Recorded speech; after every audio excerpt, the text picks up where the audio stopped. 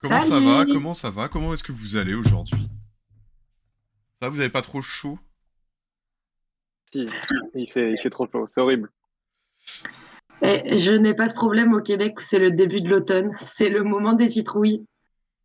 Le moment des citrouilles au Québec, formidable. Mais comment ça se passe au Québec alors, Nina? Tu veux nous en dire plus?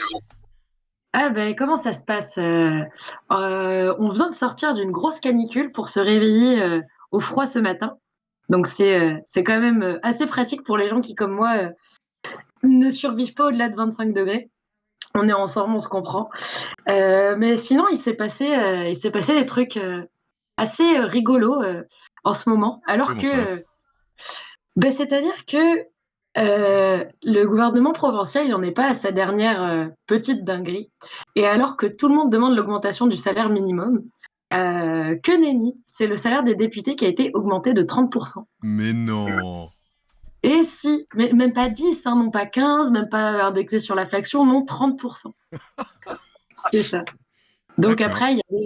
après, il y a des gens soucieux des autres, comme le chef du parti Québec solidaire qui a décidé de reverser ces augmentations à des banques alimentaires, mais il y en a aussi une bonne partie qui s'en mettent juste plein les fouilles. Ouais, ça c'est extraordinaire. On Quelle adore. audace. Et toi, Très. Basile, c'est la première fois que tu viens. Nina, on s'était déjà vu ici dans une précédente émission, je crois la première d'ailleurs qu'on avait faite. C'est ça. Donc je suis très heureux de te revoir ici. Basile, c'est la première fois que tu viens nous éclairer de ta science, de tes sciences.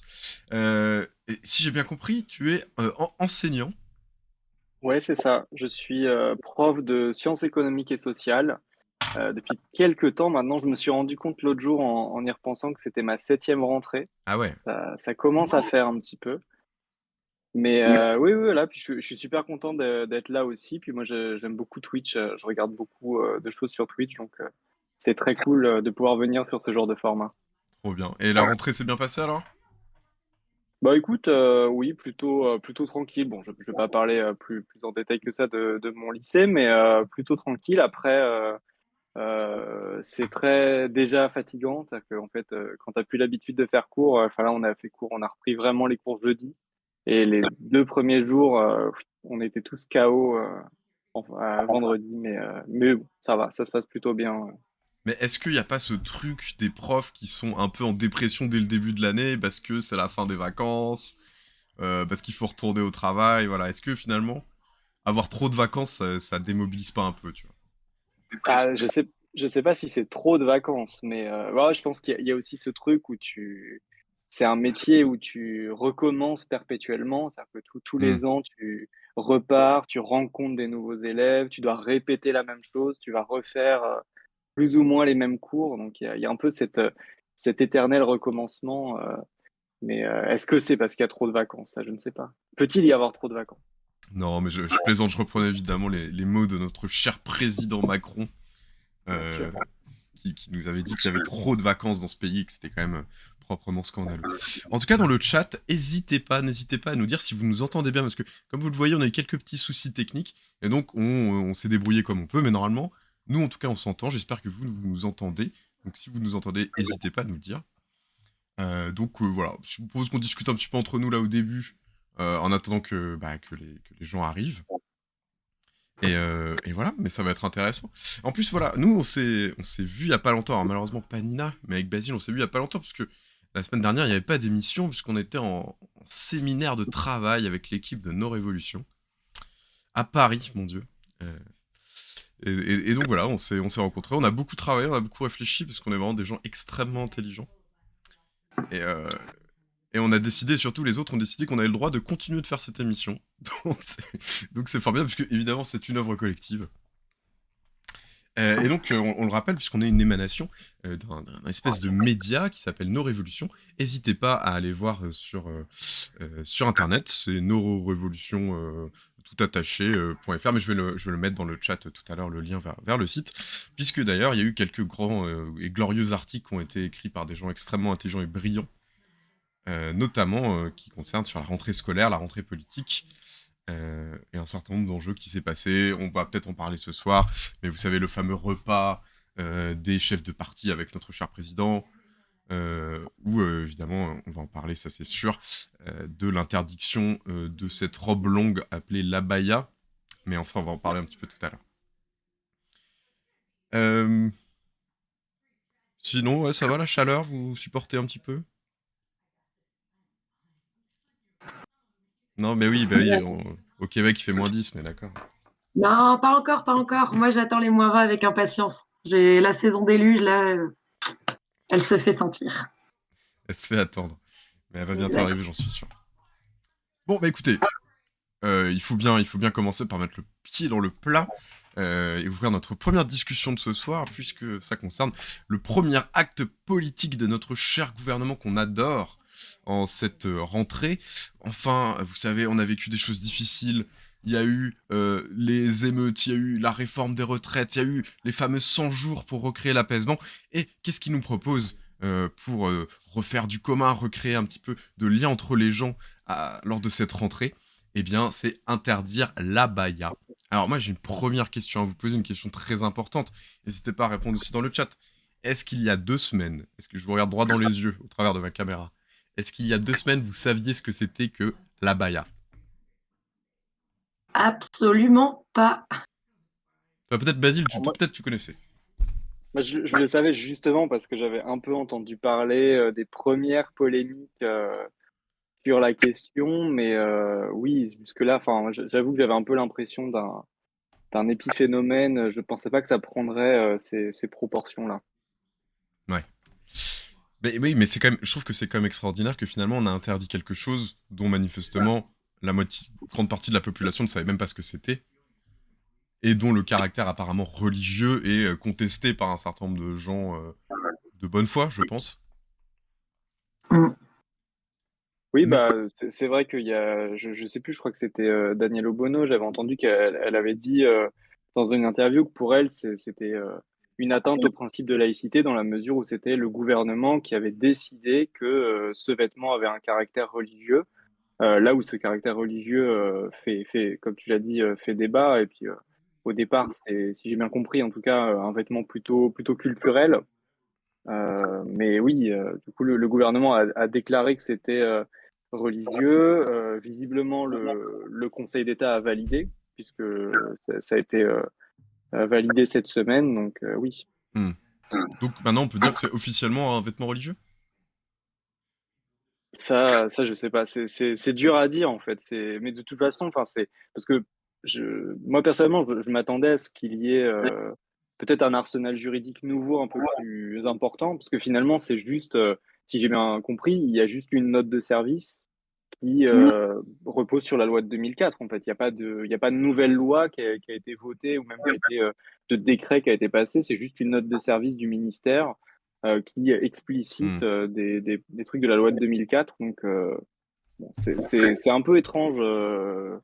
Après, je suis pas expert, je suis pas juriste, mais ça pose question un peu sur cette loi de 2004 où déjà il l'avait utilisée pour interdire les bandanas en disant qu'on pouvait contourner l'interdiction du voile en utilisant le bandana. Et surtout, au bout d'un moment, c'est un grand n'importe quoi et on commence à voir tout ce qu'on veut un peu n'importe où. Que ça me, il y a un tweet qui m'a fait beaucoup rire à Ouais. ce sujet, vu que tout le monde, enfin, beaucoup une grande partie de la droite était en train de crier au scandale. Oh mon Dieu, les signes religieux dans nos écoles, les abayas, on se fait envahir, je ne sais pas quoi. Enfin, toutes les joyeusetés qui nous sortent à chaque fois. Et Cécile Duflot a fait ma journée un jour en postant ben, c'est un truc que vous avez sûrement vu, parce que vous Ouais, êtes ouais. plus Twitter que moi, mais cette robe longue Gucci avec des motifs somme toute assez sympathiques, en demandant si ça semblait être laïque ou pas comme vêtement. Et il y avait des gens dans les commentaires qui étaient en train d'expliquer que personne ne mettrait ce chiffon si on n'était pas forcé au nom de principes religieux, etc. Et sa réponse était géniale, c'était bim badaboum perdu. C'est une robe Gucci qui vaut 2800 euros et beaucoup de gens sont d'ailleurs prêts à porter cette mocheté. Et c'était très rigolo. Bah Moi, j'aime bien merci. quand ils ont des paniques comme ça. Ouais, ça nous crée une nouvelle panique morale. Mais du coup, J'ai une autre question à vous poser, peut-être qu'elle s'adresse un tout petit peu plus à Basile, puisqu'il connaît le milieu scolaire peut-être mieux que nous, avec Nina qui l'avons quitté il y a quelques années, en tout cas le Euh, milieu du lycée. on est toujours jeune, Théo, on est toujours jeune. Oui, bien sûr, dans nos têtes. Euh, il semblerait donc que cette nouvelle interdiction fasse un peu consensus, y compris à gauche. Ça, c'est un petit peu étonnant. Alors, peut-être pas consensus, parce que ça crée évidemment des polémiques et tout un débat. Mais il y a un certain nombre de personnalités de gauche qui se sont prononcées en faveur de cette interdiction. Mais bon, à la limite, la question que je voulais vraiment vous poser, c'est est-ce que c'est pas un peu de la poudre aux yeux pour pas parler des vrais problèmes qui existent au sein de l'institution glorieuse de l'éducation nationale?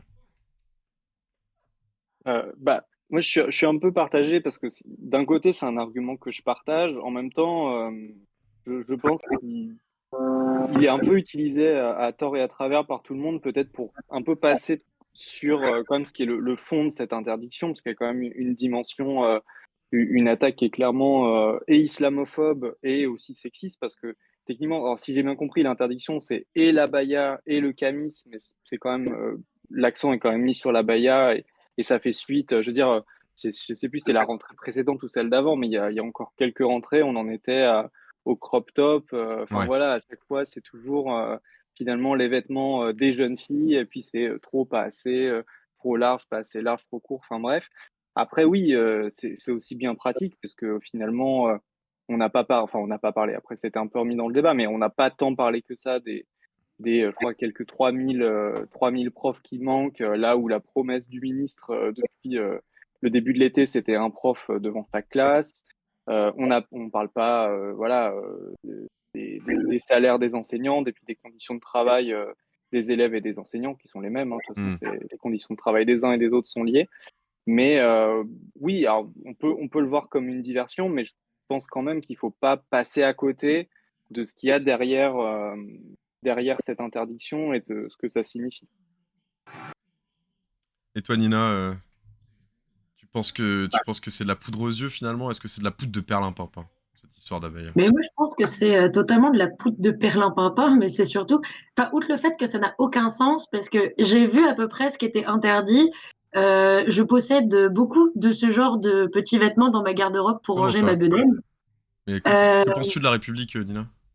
que je pense de la République? Bah oui. Oh, bah écoute, la République, je ne saurais qu'en dire, mais bon, à un moment donné, il va falloir qu'elle se regarde le nombril et puis qu'elle regarde les vrais problèmes autour d'elle. Parce que, bon, Bah, je elle pense peut pas pas se qu'une regarder le nombril, les croque-tocs sont interdits, enfin. ah merde, mais on porte quoi, nous, au final? Si on montre notre nombril, c'est une provocation. Si on le cache, c'est une provocation. Moi, je veux bien, mais dans ce cas-là, fournissez-moi un dress code, faites quelque chose, quoi. Ça va être quoi? Bientôt, on va interdire les jeans. Je sais pas, provocation, je sais pas, culture motarde, peut-être, j'en sais rien. Enfin, je sais pas, on va trouver la prochaine menace. Mais, euh, mais en tout cas, enfin, outre ce qu'a dit Basile, sur il y a vraiment quelque chose derrière ce genre d'interdiction qui vise les vêtements des jeunes filles. Il y a aussi qu'à un moment donné, je sais pas, je pense que si on a un ministre de l'Éducation nationale qui connaît son boulot, sa priorité ce sera peut-être pas de légiférer sur la tenue, mais plutôt sur le fait que il y a de la souffrance et il y a des profs qui sont en souffrance, des élèves qui sont en souffrance, des établissements à qui il manque de budget, auxquels il manque de tout. Bon, ce serait quand même assez sympa d'aller vers les priorités. Bon, Ouais. après, c'est vrai qu'il n'a jamais été à l'école publique, mais bon, genre, petite note de service, il pourrait quand même un peu se renseigner. Mais alors, Basile, selon toi, est-ce qu'il y a quand même des vrais problèmes dans l'éducation nationale?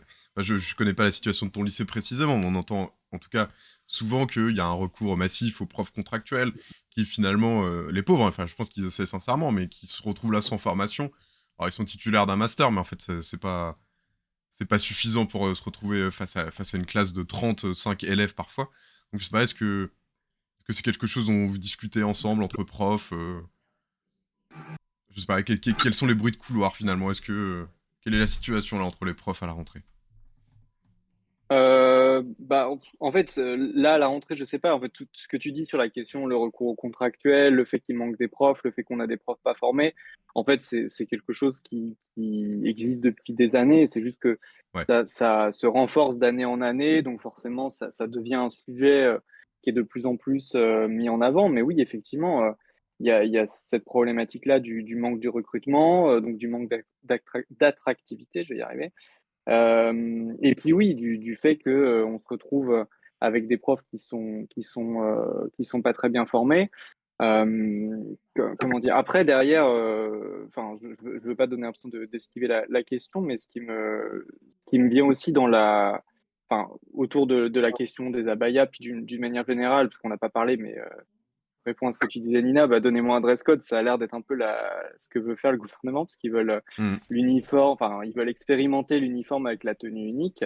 Mais en fait, derrière tout ça, il y a l'idée d'une vision de l'éducation qui est profondément conservatrice, si ce n'est réactionnaire. C'est-à-dire où finalement, on veut des élèves voilà, qui rentrent dans le cadre, qui s'expriment pas. Enfin, j'entendais, je ne sais plus dans quelle émission, ils ont passé un tout petit extrait d'une phrase de Macron pour parler de l'interdiction de la baya et pour prôner l'uniforme. Et en fait, c'est marrant, il disait dans la phrase, on- enfin, je ne sais plus comment il le formulait, mais dans la phrase, il y avait les élèves, on veut pas savoir ce qu'ils pensent. Ouais. Et c'est quand même, enfin, bon, il le dit au milieu d'autres choses, mais c'est un peu hallucinant de se dire qu'ils ont cette vision de non, non, les élèves, on veut pas savoir ce qu'ils pensent, on veut juste qu'il y ait un prof qui leur donne du savoir de manière très descendante.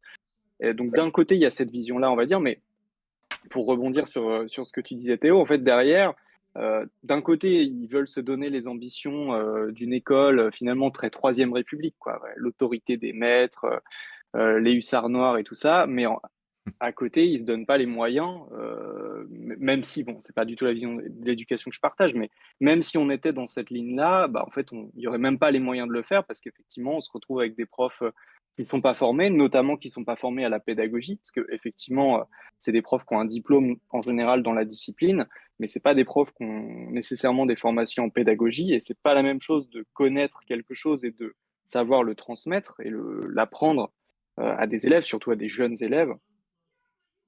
Donc, effectivement, ce manque de profs et de profs formés, bah, dégrade nécessairement les conditions du métier, dégrade l'image qu'on va avoir des profs dans la Ouais. société, et ça a pas l'air de s'arranger puisque, bah, là, je lisais qu'ils veulent, pour justement, pouvoir recruter plus de profs, ils aimeraient bien, commencer à recréer des formations, post-bac pour former des futurs profs. Donc ça voudrait dire quand même, former des profs nécessairement avec un niveau de diplôme plus faible. Effectivement, enfin, pour continuer un petit peu cette discussion, c'est qu'il y a quelque chose de global qui se joue. Finalement, enfin, l'éducation nationale en est une des victimes, mais c'est l'effondrement global des services publics. C'est un sous-investissement depuis des années et des années, mais c'est vrai que l'éducation nationale a ça de particulier que ça fait, je pense, moi je crois que ça fait à peu près 10 ans que j'entends qu'il y a de moins en moins de profs, que la situation se dégrade, qu'il y a un recours au contractuel qui est de plus en plus important. Et à côté de ça, moi je veux bien en discuter, hein, mais par exemple, moi, je trouve que le concours pour accéder à la titularisation de professeur est un concours qui correspond absolument pas au métier de professeur. Vous voyez, il y a un truc très bizarre où Mmh. en fait c'est un concours qui consiste à être un érudit, et enfin pourquoi pas, hein, on a besoin d'érudits, mais qui correspond absolument pas à un enjeu pédagogique ou quoi que ce soit. Et puis voilà, vraiment il y a globalement vraiment une dégradation qui est terrible. Je vais vous raconter une petite anecdote là, que j'ai apprise hier soir, je peux vous dire le nom du lycée, mais c'est une personne qui m'a raconté qui est pion. Et donc, pardon, assistant pédagogique d'éducation, c'est ça qu'il faut dire? Assistant d'éducation, AED. AED, assistant d'éducation. Où dans son nouvel internat qui vient d'être livré, en fait, qui vient d'être construit, l'eau n'est pas potable. Alors, Yes. voilà, on est sur du conjoncturel, on est sur du ultra précis, mais c'est que ça révèle quand même quelque chose, quoi. C'est assez délirant de se dire qu'on peut faire loger des gamins dans un endroit où l'eau n'est pas potable. C'est quand même... je sais pas, j'ai la sensation qu'il y a une vraie dégradation globale des services publics. Mais peut-être, Alors, Nina, toi, tu... peut-être juste, je me permets, Nina, avant de juste, je vais pas du tout raconter l'anecdote parce qu'encore une fois, on voit ma tête et mon nom, donc je ne veux pas, mais peut-être que je connais des anecdotes d'histoire d'internat où, voilà, les normes de sécurité, c'est pas toujours ça. Ouais. Et c'est ça partout, c'est ça qui est terrible. Mmh. C'est que probablement qu'il y a des problèmes globaux. En fait, on vit une sorte voilà, de dégradation globale de nos services publics à cause d'un sous-investissement. Et donc ça a des conséquences très concrètes. Mais vas-y, Nina, pardon. Ah, Ben ouais, enfin, moi, la dégradation des services publics, c'est quelque chose qui me fait peur. Surtout que au quotidien, au Québec, qui pourtant est censé être un peu mieux loti que le reste de l'Amérique du Nord, vu que c'est déjà à l'étape d'après, ou alors tout simplement c'est juste peut-être jamais été aussi haut qu'on était à un moment donné en termes de services, Mhm. tu as vraiment des problèmes énormes dus au manque d'infrastructures. Par exemple, le système de santé, alors même que tu as une population vieillissante parce que le taux de natalité est très très bas, que ils sont un peu réticents à accepter pas mal de nouveaux immigrants, etc. En fait, tu te trouves à des situations où il manque tellement de médecins et d'infrastructures que des fois, pour une bronchite qu'a fait ton enfant, tu dois attendre 8 heures aux urgences. Ouais. Et ça, c'est juste dans le domaine de la santé, parce que c'est le, on va dire, la première chose qu'on voit et qui est la plus choquante. Mais ça me fait d'autant plus peur. Enfin, la potentialité qu'on continue sur le modèle des services publics à deux vitesses avec le public qu'on sous-finance tranquillement pour faire la part belle au privé, mais que ce soit dans la santé, dans l'éducation, etc., ça a des conséquences dramatiques. Genre, tu vois, plein de monde, par exemple, qui aurait pu avoir accès à une éducation, sauf que le coût des études, quand il grimpe, et encore, on parle même pas du coût de la vie, ça te fait que tu as énormément de gens qui n'ont pas réussi à aller autant aussi haut qu'ils voulaient dans leurs études quand ils le voulaient, ou alors qui commencent avec des dettes faramineuses. Et il y a tout qui est lié. Et genre, si t'as pas une éducation qui assume de créer, de créer, non, pas créer des gens, mais de développer les compétences de sa population, tu as aussi, par ricochet, moins de personnes dans d'autres services très essentiels Mhm. comme la médecine. Genre, la gratuité scolaire, par exemple, ici, qui était une des revendications des carrés rouges. Je ne sais pas si vous vous souvenez du printemps de 2012 où les étudiants québécois, ça a fait un peu de bruit en France Ah, mais aussi. oui, si, tout à fait, oui. Il y avait un gros mouvement social. Exactement. Et il s'était élevé contre l'augmentation des frais d'inscription qui déjà étaient énormes pour l'époque, sachant qu'il n'y avait pas les prix du coût de la vie qu'il y a maintenant. Et en vrai, rien que s'il y avait une gratuité scolaire, on pourrait avoir le nombre de médecins nécessaires. Genre, c'est quelque chose qui semble totalement logique. Et en fait, on avance là vers une grande décrépitude et une souffrance sociale énorme parce que les services publics qui sont censés être connectés, réfléchis de manière globale pour un développement de tout le monde et l'accès aux besoins, surtout dans une société assez riche quand même, me font peur. Et très honnêtement, voilà, moi je rêve des fois la nuit que je me pète une jambe et je me réveille en sueur, je fais oh là là, jamais, jamais. Et t'as perdu C'est 10 000 $, et je sais pas pourquoi. Ouais, non, ça c'est juste le montant de mon prêt étudiant. Ah oui. C'est une et je m'en sors bien. Je Et m'en sors encore très bien. sans les tips. Bon. Exact. Bientôt je vais tipser mes profs. C'est Ouais. sympa. 15%. Mais pour reprendre un petit peu le fil du débat, un peu sur. Parce que on s'est un petit peu éloigné, mais l'enjeu est Ouais, de taille, hein, c'est normal. service public, je m'emballe, désolé. Carrément, non, mais carrément. Moi, je voulais vous poser une question. Parce que finalement, alors, ça, minute gros cerveau, là. Vous savez, Michel Foucault, surveiller et punir, tout ça. Est-ce que, enfin voilà, Michel Foucault, c'est un gros sociologue français, mais tu vas peut-être, je vais peut-être dire des conneries, en plus, c'est un prof. Mais voilà, surveiller et Je connais punir, très mal Michel Foucault, donc Un t'inquiète. prof et un sociologue, fais attention à toi, Théo. ouais, c'est On te ça, je suis en sueur, là.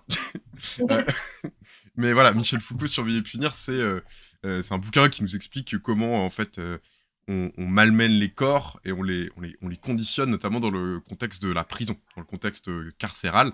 Et en fait, il y a pas mal de ces écrits qui reviennent, enfin, en tout cas, qui font vraiment largement écho quand on parle de l'uniforme.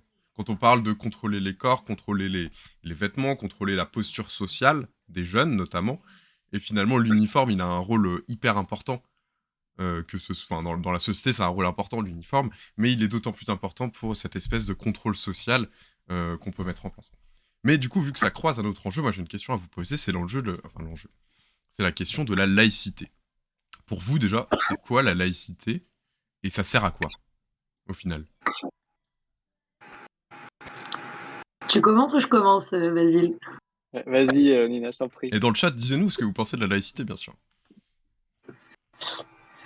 Pour moi, déjà, la laïcité d'une société, c'est pas le fait de brimer les religions qui s'y exercent, mais justement d'avoir une, une certaine neutralité du service public, que la société ne soit pas régie de par ses lois par un système religieux, puis qu'on puisse protéger l'exercice libre des religions de chacun, genre qu'on soit, peu importe notre religion, ou si on est athée aussi, tant que ça n'enfreint pas les règles les plus élémentaires du vivre ensemble, comme ne pas s'entretuer par exemple.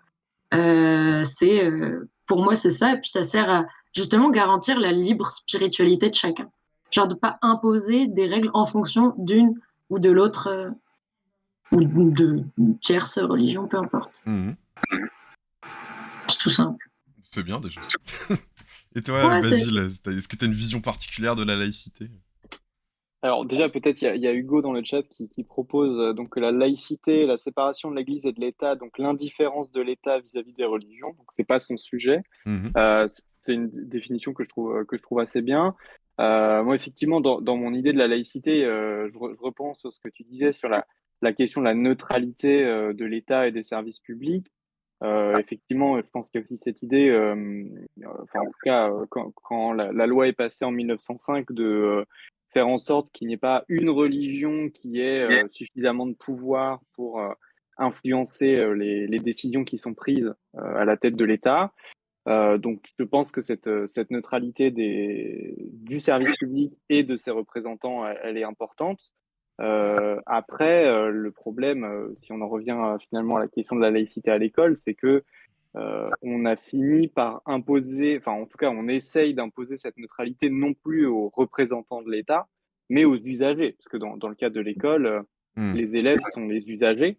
C'est aussi pour ça qu'il y a tout un tas de polémiques sur quand c'est les parents, enfin les parents, souvent les mères de famille qui accompagnent les sorties scolaires ou ce genre de choses-là. Mais oui, enfin, tu parlais de Foucault et tout ça, il y a effectivement de contrôle social surtout, parce que bon, je ne vais pas faire comme si je connaissais très bien Foucault, hein. Mais effectivement, sur cette notion de contrôle social, avec la question de l'uniforme, mais avant même l'uniforme, simplement d'interdire certains vêtements parce qu'ils présenteraient un caractère religieux. Enfin, en tout cas, c'est pas la vision que j'ai de la laïcité, parce que dans mon idée, je ne vois pas en quoi est-ce que le fait qu'un enfant ou un adolescent ait un vêtement ou un signe, même à caractère religieux, serait nécessairement le signe de, comment dire, enfin, qu'il essaye, voilà, de propager sa religion ou d'imposer sa religion. Donc voilà, en tout cas, effectivement, la question de la séparation de l'Église et de l'État, la question de la neutralité de l'État vis-à-vis des religions, mais en revanche, la neutralité qu'on impose aux enfants et aux adolescents, enfin, d'autant qu'elle est très factice, puisqu'au final, les élèves, pour certains, au-delà de caractères visibles, ne se cachent pas nécessairement de leur appartenance religieuse, sans qu'ils en fassent forcément grand-chose, mais ils s'en cachent pas nécessairement. Et puis, et puis plus globalement, oui, je sais pas parce que ils peuvent pas porter tel ou tel signe à l'école que la religion n'a pas d'influence via leur famille ou via d'autres choses en dehors, quoi. Moi, en fait, quand je réfléchis à la laïcité, je me dis toujours qu'il y a un espèce de truc un petit peu bizarre. Dans le sens où, en 1905, quand ça a été fait, bon, il y a un contexte historique qui est quand même assez singulier, assez unique, c'est qu'on est quasiment en guerre civile, hein. Le régime politique, il est pas stable, et surtout, la religion catholique, elle est de droite, elle est surtout attachée, enfin, globalement, l'Église catholique française, à ce moment-là, est attachée à la royauté, même si on est plus d'un siècle après la Révolution française. Et donc, cette manière de séparer l'Église et l'État, ça correspond à un intérêt très important de l'époque, de ce moment précis de l'histoire, de dire, en fait, il faut qu'on arrive à stabiliser notre régime politique, et un gros facteur d'instabilité, c'est la force de cette Église qui est globalement royaliste, contre nous qui essayons de créer la République. Et donc, ça répond à cet enjeu-là. Mais pardon, je me suis un petit peu garé. Ce que je voulais dire, c'était que la laïcité, à la base, c'est cool, non? C'est quand même plutôt sympa. C'est de se dire qu'on a tous le droit d'avoir notre religion, que l'État est garanti qu'on est neutre. Moi, si je veux être pastafarien et adorer mon bol de nouilles qui vole dans l'espace, eh ben je peux. Si j'ai envie d'être bouddhiste, ben je peux. Enfin voilà, c'est quand même quelque chose de plutôt sympa. C'est plutôt bien, quoi, d'être libre de pouvoir avoir sa religion. Et surtout que l'État, il est pas. Enfin, je veux dire, vous trouvez pas ça sidérant qu'aux États-Unis, on doit jurer sur la Bible? Lors d'un Oui, procès, moi je crois même pas, enfin à titre personnel, hein, je dis pas ça pour imposer mes croyances, mais moi par exemple je ne crois pas en l'existence de Dieu. Je vais pas jurer sur la Bible, ça n'a aucun sens. Enfin vous voyez, c'est complètement absurde. Et donc on est un espèce de pays, ben, on est plus une exception qu'une norme, hein, parce que la plupart des pays ils ont des religions officielles, hein. Des religions d'État, même en Angleterre, leur reine, c'est la chef de leur religion, donc bon. Mais enfin voilà, mais moi je trouve que moi sur le papier je trouve qu'en fait c'est super cool, la laïcité. Il faudra jurer sur le capital, on nous dit dans le chat, ça serait excellent, effectivement, le gros théâtre. Euh, mais c'est quelque chose de très chouette et on a la sensation que depuis 30 ans, ça a été dévoyé. C'est-à-dire que ça a été instrumentalisé à la Marianne et compagnie, hein, on les voit très bien, ces gens-là, qui utilisent la laïcité pour dire, finalement, ceux qui sont différents, eh ben, on va les réprimer, mais ceux qui sont différents, bah, en fait, c'est les Arabes, en fait, c'est les gens qui d'une manière ou d'une autre, correspondent pas à la norme que le pouvoir voudrait voir. Vous voyez, et en fait, du coup, ça devient un outil complètement absurde, alors que c'était quand même quelque chose de super cool. Voilà. Il y a toujours cette idée que derrière, avant le voile et maintenant les abayas ou toutes ces choses-là, il y a toujours un espèce de discours comme quoi derrière ces jeunes filles, il y aurait des réseaux radicaux, on ne sait pas quoi. Enfin, il y a un discours qui est à la limite du complotisme en fait, où finalement on dit non, non, mais en soi les jeunes filles, elles, ça va, mais par contre, si elles portent ces vêtements-là, c'est parce que elles subissent les pressions de on ne sait pas trop qui derrière. Alors, oui, on sait qu'il y a ça et là, et des fois on l'a vu malheureusement de manière très violente, des réseaux, des militants islamistes radicaux, ou enfin, de toutes les religions, mais je veux dire, je pense que dans la plupart des cas, c'est pas aussi compliqué que ça. Et oui, enfin, derrière, on se sert un peu de ça comme un prétexte pour réglementer, pour contrôler, et s'en prendre, en l'occurrence, à une religion en particulier. c'est un peu comme si, genre, comme si on. C'est comme interner comme si on les internait, tu sais, on va les protéger contre leur gré parce que forcément, on sait mieux, etc. Puis, genre, mon oppression est meilleure, genre, j'en sais rien, tu sais, genre, si on laissait les gens qui s'habillent, ce serait pas mal.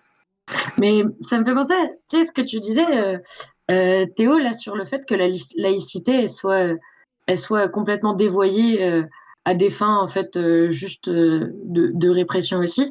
Mais je me faisais la réflexion que c'était le cas de pas mal d'autres grandes valeurs, au final, qui sont des valeurs à la base Mm. super cool. Genre, par exemple, tu sais, je repensais à liberté, égalité, fraternité.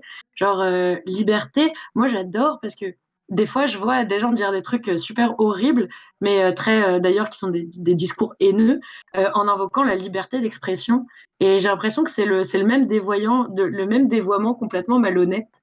Genre, puisque j'ai le droit de m'exprimer et donc de menacer des gens, d'appeler à la haine, etc., ben là, je suis laïque, donc j'ai le droit de contrôler les corps des gens à la Michel Foucault. Ouais, oui, en fait c'est vrai que dès que tu dis un peu les mots, le tiercé, quoi, le quintet plus, république, Ouais. tout ça, et t'exhortes des valeurs, mais en fait tu peux avoir un contre-discours complet, quoi. Parce que, juste pour apporter des, Exactement. parce que moi c'est vraiment un sujet qui m'intéresse, petit clin d'œil à un viewer qui va peut-être se reconnaître, mais la religion en France, euh, c'est quelque chose d'intéressant. C'est-à-dire que si vous voulez, déjà en France, le pays est majoritairement athée. C'est un cas quasiment unique dans le monde. C'est-à-dire qu'il y a plus, je crois qu'il y a 51%, si vous regardez, il y a les chiffres de l'INSEE, tout ça, il y a une étude qui est sortie il y a assez peu de temps, j'essaierai de la mettre dans le chat juste après, qui nous dit qu'il y a 50% de gens qui ne croient pas en l'existence de Dieu. Et ensuite, il y a les grandes masses, voilà, les religions les plus importantes, c'est évidemment le catholicisme, et les protestants qui sont assez importants aussi. Il y a du coup l'islam, il y a pas mal de bouddhistes, et il y a aussi évidemment les juifs. Mais vous savez, la seule religion qui augmente, sur les 10 dernières années, la seule religion qui augmente, c'est les protestants évangéliques. En Mm. fait, c'est la seule religion qui est en augmentation constante et qui d'ailleurs a une augmentation assez importante. Vous savez, c'est les gens là qu'on voit dans la rue, qui sont eux Ouais. des prosélytes assumés. C'est-à-dire que, alors il y a plein d'églises, c'est compliqué, mais on va dire que les plus connus, c'est les témoins de Jéhovah. Et les témoins de Jéhovah, si tu ne convertis pas 2 personnes dans ta vie, tu vas pas au paradis. Donc vous voyez le truc, c'est que c'est essentiellement prosélyte. Et par contre, quand on regarde les grandes masses religieuses, bah, en fait, elles stagnent ou elles baissent. Par exemple, Mm. le catholicisme a tendance plutôt à baisser, alors que l'islam a tendance à stagner. Et donc c'est super intéressant de voir que finalement on s'agite et on s'agite sur des épouvantails et alors qu'il existe dans ce pays des vrais prosélytes. Et si c'est un vrai problème le prosélytisme, bah qu'on en parle quoi. Si c'est ça le problème. Bon et puis de toute façon, ouais bon je m'égare, vas-y. Bah, pour compléter ce que tu dis, d'autant que, enfin, c'est peut-être moins le cas, mais je me souviens qu'il y a une époque, plus ou moins autour de la loi de 2004, un des enjeux, c'était la question de la contestation de certains savoirs scolaires, notamment en cours de SVT ou en cours à l'époque de CJS, maintenant de MC, donc d'éducation morale et civique, ce genre de choses-là. En l'occurrence, il y a tout un discours très structuré chez les évangélistes de contestation notamment, enfin voilà, il y a un discours créationniste, ce genre de choses-là qui est assez structuré. Alors qu'on n'entend pas forcément trop, qu'on n'entend pas forcément trop à l'école, je pense. Il y a quand même cette idée de pas vouloir faire trop de vagues, mais c'est quelque chose qui existe, quoi. Le truc c'est qu'ils ont des écoles privées. Que pour la plupart des gens qui sont vraiment dans un... Bon, les enfants, ils le sont pas forcément, mais je veux dire qui sont dans un absolu, dans une démarche vraiment forte au niveau de leur religion, ils sont dans des écoles privées. Et, enfin, bon, faudra qu'on regarde les chiffres, mais la grande majorité des écoles privées dans ce pays, bah, c'est les écoles privées catholiques. Et d'ailleurs, un peu évangéliques. Donc, moi, j'ai l'impression que c'est encore un contre-feu insupportable, que finalement, Gabriel Attal et le président, ils veulent dire, ils veulent envoyer le message, nous, on est le parti de l'ordre, ok ? Maintenant, enfin, vous avez brûlé des trucs, machin, on va vous mettre la misère. Vous allez rentrer dans les cases et en fait, si vous voulez pas, bah, on va vous briser. Pour moi, c'est ça le message. Mais peut-être que je me trompe, mais je pense que c'est ça. Clair, hein. D'ailleurs, qui sont subventionnés aussi par l'État. Il faut s'en rappeler, d'ailleurs, les écoles privées catholiques. Eh oui. Par l'État, les villes, hein. Les villes, par exemple, les collectivités locales sont obligées, par la loi, de financer les écoles privées. Mais c'est ça, parce que à la fois, tu sais, genre, c'est un peu genre tendu pour moi de réfléchir à cette chose-là, parce que à la fois, c'est vrai qu'il y a un devoir de financer l'activité de chaque enfant. Donc, à partir du moment où tu as t'as des écoles privées sous contrat comme ça, faut les financer. Mais bon, je trouve ça quand même. Enfin, je sais pas si on devait se poser la question de la laïcité de manière aussi musclée par rapport à ces écoles-là que par rapport aux vêtements des jeunes filles, la question serait encore plus vite répondue. Donc. J'apprécie pas vraiment cette hypocrisie. On nous dit dans le chat leur problème, en fait, c'est pas les religions, c'est les arabes et les banques populaires, quoi. Ouais, ça résume bien, effectivement. C'est ça. J'avais une dernière petite question à vous poser sur ce sujet. Quand on regarde un petit peu les autres pays et tout ça, comment ils fonctionnent, et bon voilà, prenons le cas de l'Angleterre par exemple, et même un peu je pense le Québec, d'ailleurs, tu vas peut-être pouvoir nous en parler parce que je crois que c'est un petit peu dans cette vibe. Ils promettent vachement le multiculturalisme, c'est quelque chose de très important dans la culture anglaise, on va dire, pour des raisons historiques d'anciennes empires coloniales et tout ça. Est-ce que c'est pas un meilleur modèle? Est-ce que c'est pas quelque chose d'intéressant? Mais peut-être avec des déboires, par exemple, il y a effectivement des piscines qui sont réservées aux femmes musulmanes en Angleterre. C'est quelque chose qui est assumé, ça pose aucun problème. Mais est-ce que est-ce que ça vous parle? Est-ce que c'est quelque chose vers lequel on devrait tendre, le multiculturalisme?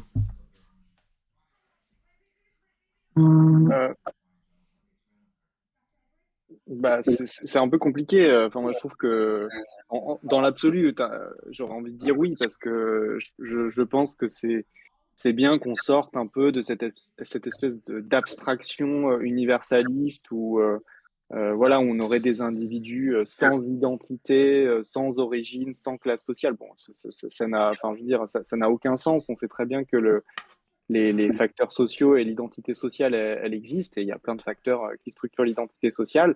Après, effectivement, comme tu dis, faut pas non plus que ça se transforme enfin, faut pas que ça empêche à la société de pouvoir vivre les uns avec les autres. Maintenant, enfin, je sais pas, je connais pas exactement le modèle multiculturaliste. Après, je pense aussi enfin, il a aussi beaucoup de défauts dans l'autre sens, parce que je veux dire, Forcément. les États-Unis ou les Britanniques, ils n'ont pas élu que des gouvernements très progressistes ces dernières années. Donc je pense que ça veut aussi dire que c'est plus compliqué que ça. Mais en tout cas, oui, peut-être que je ne sais pas si la question c'est d'aller vers un modèle plus multiculturaliste, mais je pense qu'il faudrait à un moment donné sérieusement discuter la question de l'abstraction universaliste et de discuter sur des bases plus concrètes, plus réelles, quoi. Hmm. Et toi, Nina? Ouais, moi je connais pas en profondeur, je sais quelles implications concrètes a le modèle multiculturaliste, j'en connais que vite fait l'esprit, donc je vais pas pouvoir m'appesantir dessus. Mais je rejoins le fait de toute manière qu'il faut que ça corresponde à des besoins réels des gens. Genre, si une abstraction, comme tu disais, Basile, que l'abstraction universaliste est au final, elle cherche juste à calquer un modèle qui fonctionne pas forcément, ben, soit multiculturaliste ou pas, on peut juste commencer par partir des besoins réels de la population pour légiférer. Enfin, Hmm. en fait, de toute manière, quelque chose qui vient du haut sans prendre en compte de ce qui se passe, sans prendre en compte ce qui se passe en bas, c'est forcément voué à l'échec. C'est supposer des choses depuis une tour d'ivoire et puis se dire ça va marcher, je vais mettre des gens sur le coup. Je pense pas que ce soit comme ça qu'on peut faire une société qui fonctionne. Mais bon, pour ça, ça suppose du dialogue, tu sais. Donc du dialogue avec des mots, avec tu sais, une compréhension. Là, par contre, on a un peu de chemin à faire là-dessus. Les 49.3. Ouais, c'est ça. Parce que c'est vrai que, genre, si tu dis 49.3 Grenade, tu sais, je suis pas sûre que ça fonctionne comme dialogue. On part pas sur de super bonnes bases. Il y a Hugo Capot qui nous dit dans le chat, le modèle multiculturaliste présente aussi d'importantes dérives. Effectivement, oui, comme au Liban, où le droit de divorce dépend de la communauté à laquelle tu appartiens. Ah Effectivement, oui. ça crée aussi des différences de droit, quoi. Donc là, c'est interrogeant, en tout cas. Mais voilà, écoutez, c'était un débat très intéressant. Je suis sûr qu'on l'aura de nouveau sur Minerva, mais moi, je voulais vous parler d'autre chose, là. Alors, pour changer un petit peu de sujet. Et je regarde ma caméra. Alors, les Néo-Zélandais ont fait des AK, mais il n'y a plus personne derrière. Voilà, vous le savez, la Coupe du Monde de rugby a débuté. Alors, je sais pas si vous aimez bien le rugby et tout ça. Moi j'aime bien. A débuté vendredi 8 septembre avec une victoire assez éclatante de la France contre la Nouvelle-Zélande. Donc, la Nouvelle-Zélande, les All Blacks, qui sont considérés comme une des meilleures nations de rugby du monde. Et donc cette Coupe du Monde nous apporte aussi un lot incroyable de polémiques et de questions quand même super intéressantes. Mais la première question que je voudrais vous poser, est-ce que vous avez regardé le match? Alors, pas du tout. Tu sais, moi, ça fait 10 ans que j'essaye de comprendre les règles, donc Mais personne comprend les règles, c'est ça qui est marrant. Oui, bah en plus toi le match, je pense qu'il devait être à 5 heures du mat ou... Enfin, ah, mais j'en connais qu'on regardait, mais moi, j'étais bien tranquille dans mon dodo. ok. Moi j'ai regardé un peu d'un œil, mais je vais pas regarder avec énormément d'attention. Mais déjà je voulais alors passer sur le mode exposition. Tac. Hop. Je voulais déjà qu'on se fasse un petit kiff. Qu'on puisse regarder ensemble quelque chose. Mais évidemment, je me suis trompé, mais c'est pas grave. On va commencer par un petit kiff, c'est-à-dire que il a pas pu s'en empêcher, notre cher président, de venir faire un discours. Regardez ça. Et Emmanuel Macron va donc maintenant prendre la parole.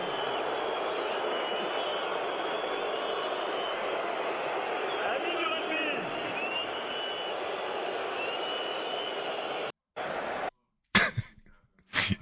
Voilà, c'était le moment un petit, quand même, il fallait se faire ce petit kiff de voir Macron qui se fait siffler par des milliers de personnes en même temps. C'est quand même assez extraordinaire. Et pour- C'est J'adore gratuit, mais sa ça fait tête. toujours plaisir. oui, il a vraiment un truc très ESS 117, ce mec. Ouais, il a un espèce de. Enfin, je sais pas, il fait un mouvement de sourcil qui me fait beaucoup trop rire. Comme s'il il était surpris que les gens ne l'aiment pas, ce qui est quand même bon. Du coup, voilà, c'était ma question. Pourquoi est-ce que vous pensez que le public a réagi comme ça? Et pourquoi est-ce que Macron finalement c'est pas un des présidents les plus impopulaires qu'on ait peut-être jamais eu? Bah, déjà, je pense que avant même la question de l'impopularité, je vais pas souvenir. Après, je me trompe peut-être, je suis pas expert et tout, mais ça me paraît pas si commun que ça en ouverture d'un événement sportif de ce genre-là, d'un événement international, que le président vienne faire un discours. Je me souviens pas, par exemple, il y a quelques années, on a eu la Coupe du Monde féminine de foot ou l'Euro de football en France. Je me souviens pas, à l'époque de l'Euro de Hollande ou même en 2019 pour la Coupe du Monde de foot féminine Macron, fasse un discours avant la cérémonie Ouais, d'ouverture. c'est vrai. Généralement, il y a juste une cérémonie. Donc, je pense qu'il y a la question de l'impopularité. Je pense aussi que, au-delà de ça, il y a plein de gens qui étaient là dans le stade et qui se disaient, en fait, mec, juste on vient voir le rugby, on n'a pas envie de te voir, quoi. C'est pas le moment. Ouais, toi, C'est ça. Nina? Non, mais je partage totalement, quoi. C'est comme si, enfin, je sais pas, c'est comme si c'était ton ex toxique qui toque à ta porte tous les jours, du genre, au fait, je suis là, tu manges, je suis là. Ah, tu sors faire les courses, attends, je viens derrière toi. Enfin, on le voit tout le temps. À un moment donné, on peut bien kiffer un petit match tranquillement. C'est Mais c'est vrai. vrai que, ouais, j'ai jamais vu. Tu sais, maintenant que tu le dis, ouais, c'est vrai, Basile, jamais les présidents viennent faire des discours comme ça. À l'improviste dans des matchs. Je comprends pas. Mais bon, en vrai, il y a plein d'autres polémiques qui tournent autour de cette Coupe du Monde, il faut en parler quand même, évidemment.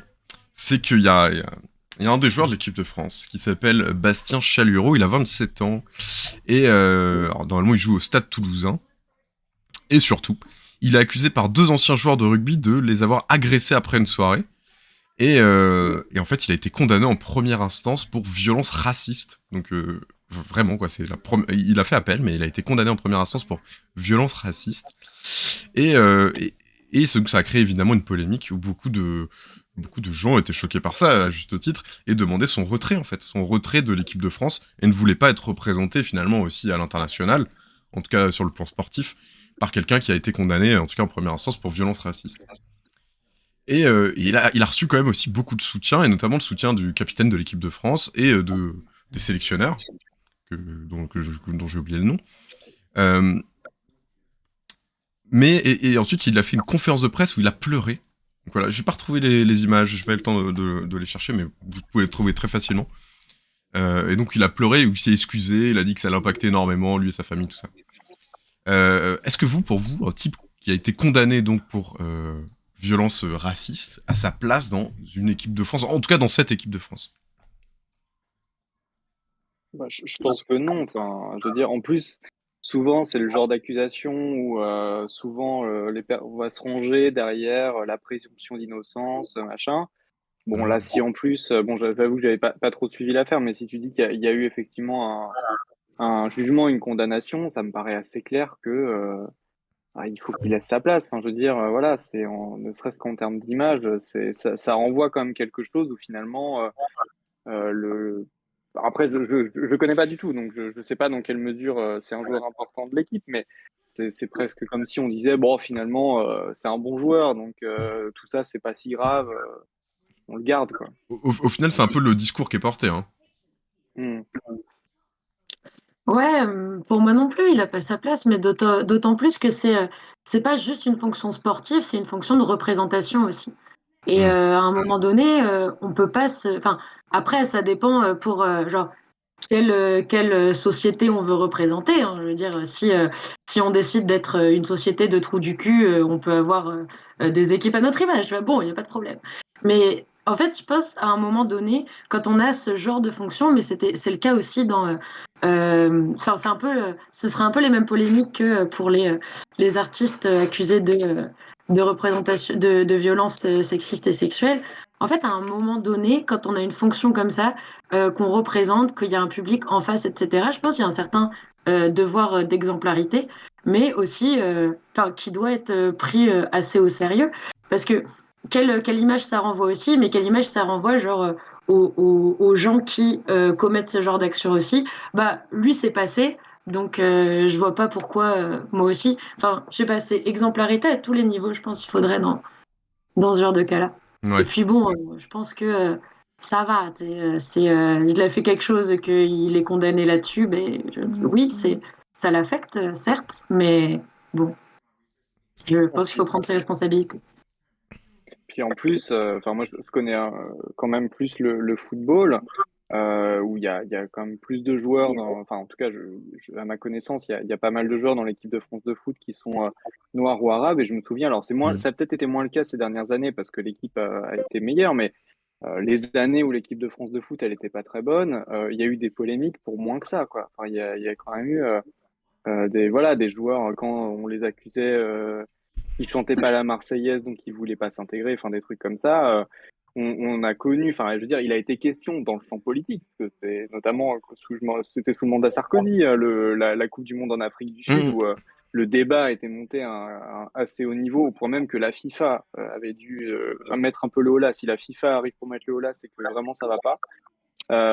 Donc voilà, je me dis, on a eu des polémiques pour beaucoup moins que ça quand c'était voilà, les joueurs de l'équipe de France de foot. Là, on se dit quand même, enfin, ce serait un peu la moindre des choses sur un cas aussi, des choses aussi graves que, oui, que pour des questions d'exemplarité, ils jouent pas, quoi. Et du coup, moi j'ai une question à vous poser. Parce que y a un ami, je faisais l'apéro hier, il y a un ami qui disait, si vous mangez tranquillement à la même table qu'un facho, que vous savez que ce type est un facho, et que vous l'avez quand même invité à votre table pour partager un repas, eh ben ça veut dire que tout le monde autour de la table est facho. Alors, moi c'est la question que je vais vous poser. Est-ce que l'équipe de France est facho? Ah, c'est un Là, vaste sujet, là. Allez, vous avez 4 heures, bac de philo. Et t'es pas chaud. Ah, je serais bien en peine, là. C'est une question pas évidente, mais une vraie question quand même, c'est vrai. Si on tolère l'inacceptable, ouais, c'est un peu... encore gros cerveau, mais c'est un peu Hannah Arendt et tout ça, la banalité du mal, quoi. Mm. Finalement, on accepte des gens qui, dans une équipe qui nous représente, qui sont quand même... enfin voilà, je sais pas si c'est un facho politique, mais en tout cas, il a été condamné pour violence raciste. Vous imaginez bien que c'est quand même compliqué. Donc voilà, je sais ouais, pas. mais ouais, c'est dur à dire, honnêtement. Je pense que ça fait pas, genre, de nous collectivement des fachos, mais des gens qui ont une tolérance surprenante à ce genre d'idées. Donc des gens sur la pente glissante un peu. Hmm. C'est pas encore, mais ça ne saurait tarder. Bon, si vous voulez réagir plus tard, mais n'hésitez pas dans le chat si vous voulez en parler. D'ailleurs, il y a Tourmaline qui nous dit effectivement de grands pouvoirs impliquent de grandes responsabilités. Tourmaline qu'on salue, qui participe régulièrement à cette émission, bien sûr. Et le grand théâtre qui dit, est-ce que si c'était pour homophobie qu'il avait été condamné, est-ce que la boulangerie Télérama aurait plus réagi? Est-ce que la quoi? Est-ce que si ça avait été pour homophobie? Ouais. Je sais Aucune pas. idée. Bon, je sais pas, honnêtement, j'en sais rien. Le PCF a dénoncé de la même façon un fasciste croate qui joue à l'OL. Oui, bon, voilà, bon. Je sais pas, en tout cas, il y a un besoin d'exemplarité et que finalement, quand on finit par accepter ça, ça dit quand même des choses sur l'état de notre société, sur l'état de politique aussi dans lequel on existe. Et que finalement, ça passe. C'est quand même quelque chose qui devrait peut-être nous faire réfléchir un petit peu. Ouais. Mais, alors, j'ai gardé ça. Ça fait quand même 50 minutes qu'on discute ensemble. Mais j'avais gardé le morceau le plus croustillant. C'était vraiment ça. Je me suis levé ce matin. Depuis hier soir, j'en parle en boucle à tout le monde. Je suis sûr que vous l'avez pas vu en plus, donc je suis trop content de vous faire découvrir cette séquence. Et peut-être vous l'avez pas vu non plus dans le chat, donc je vous propose qu'on le commente un petit peu. Vous me dites si vous voulez parler, je mettrai en pause, d'accord? C'était l'ouverture de la cérémonie. Ça, je l'ai vu. Ah, tu l'as vu? Bon. Dommage, il va pas le Moi, découvrir, mais je l'ai Nina va le vu. découvrir. Donc ça, c'est formidable. Ah, merveilleux. C'était l'ouverture donc de la cérémonie. Donc imaginez bien que ça a dû coûter vraiment énormément d'argent. Il y a des centaines de personnes qui ont travaillé quotidiennement. Et je pense que pour les organisateurs, c'est évidemment ce qu'ils voulaient mettre un petit peu si vous en avez envie d'en prendre encore un petit peu. Alors, voilà, là, faut quand même qu'on en parle de ça. C'est quand même... il se passe quelque chose. Est-ce que ça vous fait rêver? Est-ce que cette cérémonie, elle vous a mis un peu des étoiles dans les yeux? Pas du tout. Pas du tout.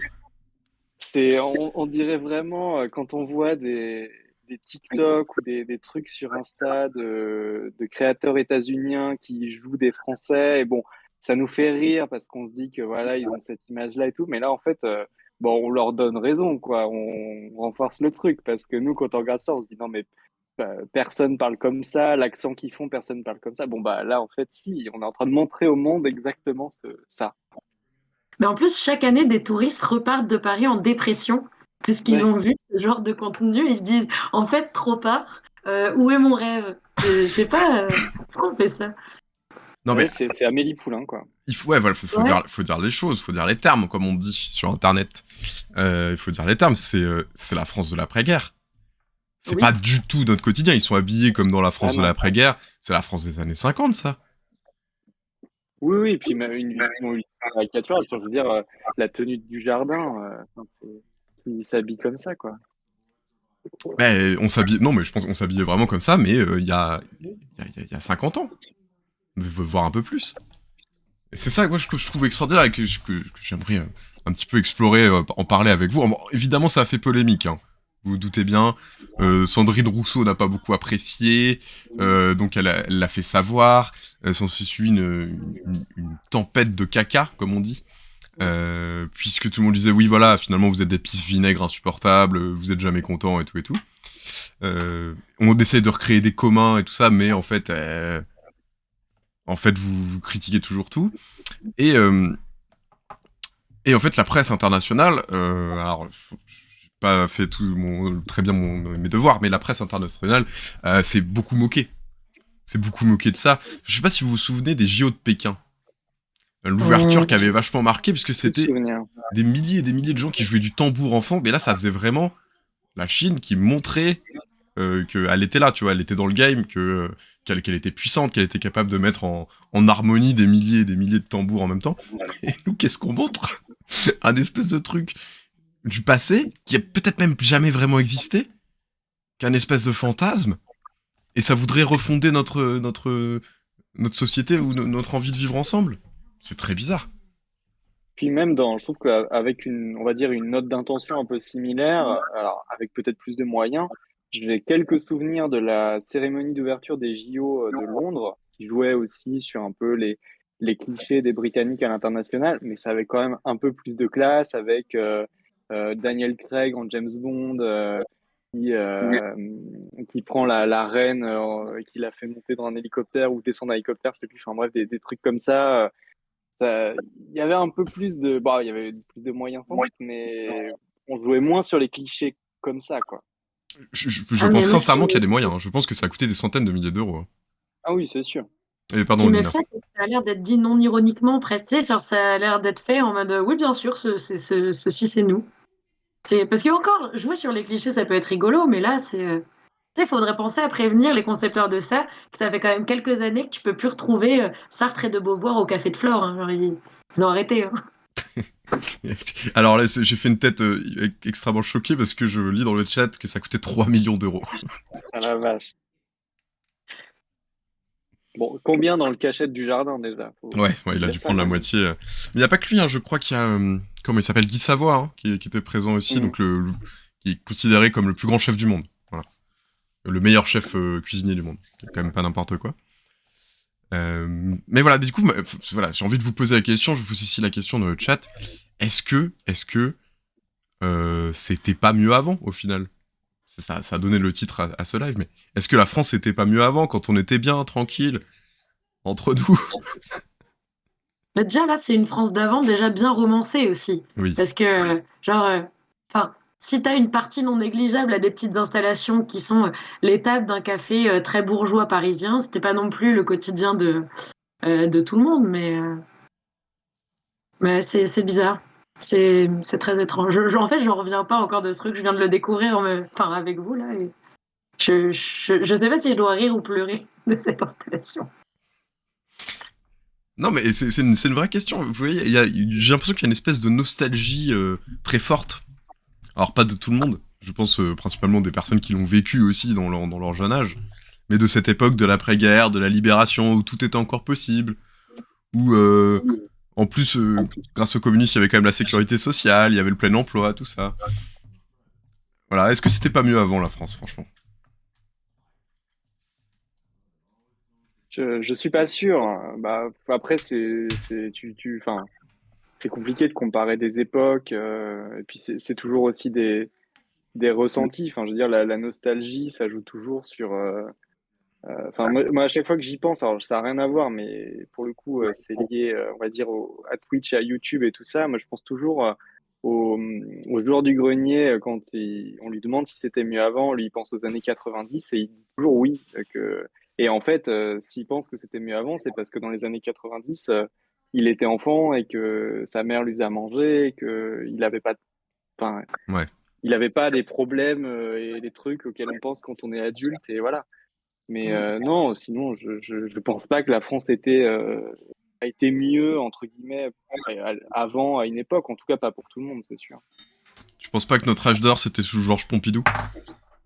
Ah, Non, ça, quand on pouvait conduire sans ceinture de sécurité Quand on ouais. pouvait cloper dans les ciné? et plus voir Quand j'avais l'écran à pas le cause de droit la de fumée. disposer de mon corps. Ouais, c'est super.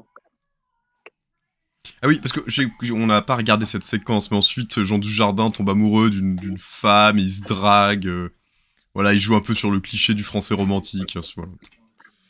Bon, c'est fini, Emily in Paris, là. On va peut-être arrêter. Non mais, Et puis, vas-y, comme vas-y. dit Hugo dans le chat, avant, donc là, je lis le message dans le chat, hein. Avant, c'est une France qui a été en guerre ininterrompue jusqu'aux années 60, qui administrait des colonies, qui venait de subir l'occupation, où la police tuait dans les manifs. Donc oui, c'est pas génial, hein, ça donne pas envie, dit comme ça. Ouais, mais enfin, moi, encore une fois, je pense vraiment que la nostalgie c'est un moteur très fort, comme tu l'as dit. La douleur finalement de ce qui sera plus jamais. Et, et finalement, au mieux d'essayer de tracer un peu ensemble, là, on est quand même dans une phase un petit peu compliquée de notre société, de notre pays. Au mieux d'essayer de tracer ensemble un nouvel avenir commun, un nouvel horizon vers lequel on aimerait tendre, quelque chose de plus égalitaire, de moins violent, de plus pacifique, avec un plus grand partage des richesses, avec où tout le monde pourrait vivre en bonne santé jusqu'à très longtemps. Et ben non, non, on nous replonge dans une espèce de nostalgie. Ouais, pardon, je réagis dans le chat. Oui, c'est un moteur réactionnaire carrément. La nostalgie, malheureusement. Mais c'est la douleur de ce qui sera plus jamais. C'est très triste, la nostalgie en réalité. Parce que, on pourra jamais résoudre ce problème. La douleur, elle sera toujours là, la nostalgie, parce que l'avant, il reviendra jamais. Et justement, j'ai l'impression qu'avec ce type de représentation, ou avec, on en parlait tout à l'heure, Basile, tu nous disais, avec leur envie étrange de remettre l'uniforme à l'école, en fait, on a l'impression que, je pense qu'il y a du cynisme de la part de nos politiques qui utilisent ça, mais que on utilise la nostalgie à des fins de contrôle social.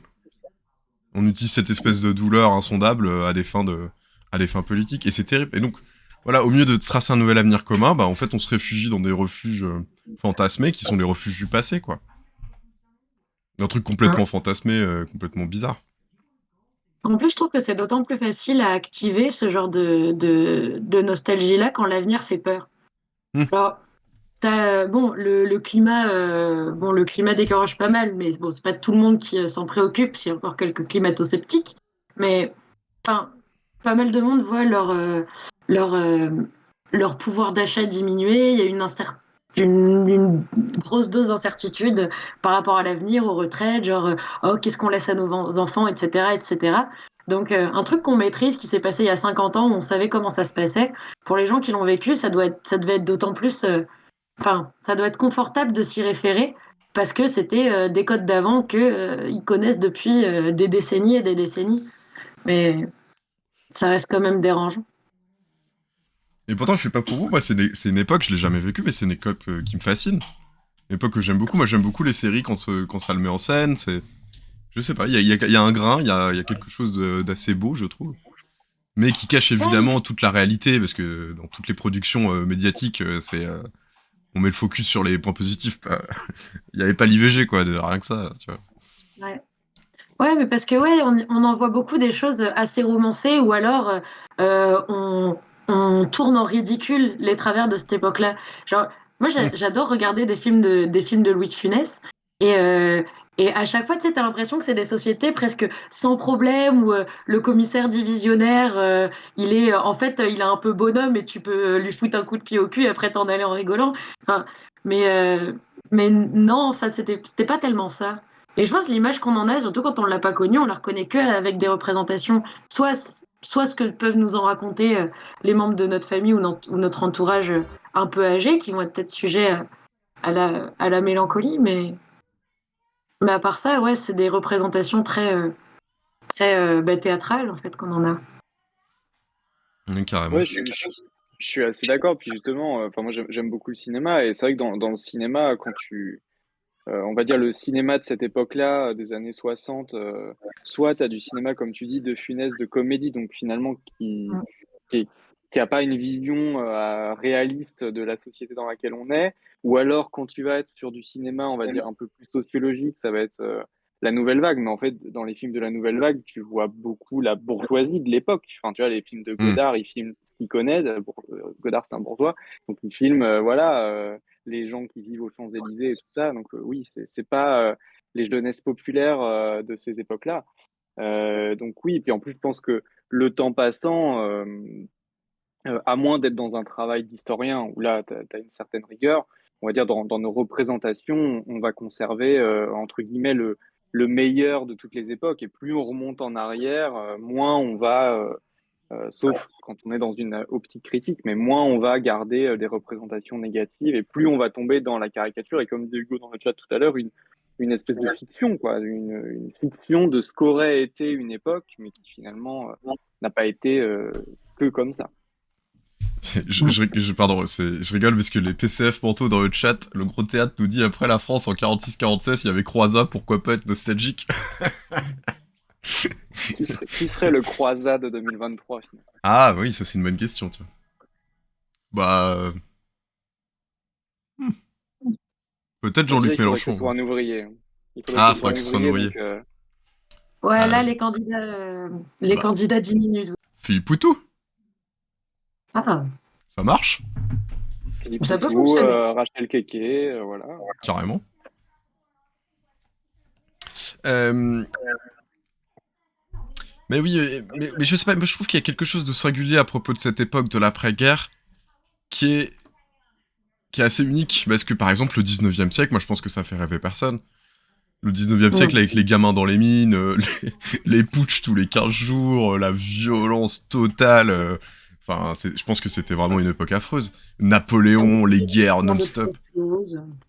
Il n'y avait pas grand-chose qu'à aller. Alors que c'est vrai que dans une courte période de temps, on va dire de l'après-guerre au premier choc pétrolier, bah on était quand même pas trop mal, tout le monde vivait mieux et tout ça, et que finalement je pense que c'est le moteur de cette nostalgie-là, pour en tout cas ceux qui l'ont vécu ou ceux qui la fantasment, il vient aussi du fait que il y avait une prospérité, où il y avait quand même il y avait quand même une prospérité qui était incomparable, et où en fait tu pouvais t'acheter une baraque à 25 ans et fonder une famille, parce qu'en fait tu pouvais, t'en avais les moyens, alors qu'aujourd'hui tu veux t'acheter une maison, ça coûte 500 000 euros, enfin vous voyez. Euh, Ouais, puis tu étais dans un monde où tu as quand même pas mal de gens qui pouvaient, sans forcément que ce soit un rêve trop inatteignable, espérer augmenter leurs conditions par rapport à celles de leurs parents, ce qui n'est pas vrai. Alors, vu qu'on fait apparemment partie de la première génération qui va peut-être gagner moins, eux, ils étaient en pleine ascension fulgurante, quoi. Enfin, tu pars de familles où les gens travaillaient dès l'enfance au 19e siècle, là, quelque chose où ben, tu sais que si ça se trouve, tes enfants peuvent accéder à l'enseignement supérieur, alors que toi, même, tu n'as peut-être même pas réussi ton certificat d'études primaires. ouais. Donc, tu sais, je peux comprendre, en fait, cette nostalgie des gens qui l'ont vécu. Mais bon, ça veut pas dire que c'était tout rose non plus. Oh non. Et en plus, il y avait quoi? Il y avait pas internet. C'était nul. Il y avait même C'est pas ça. Twitch.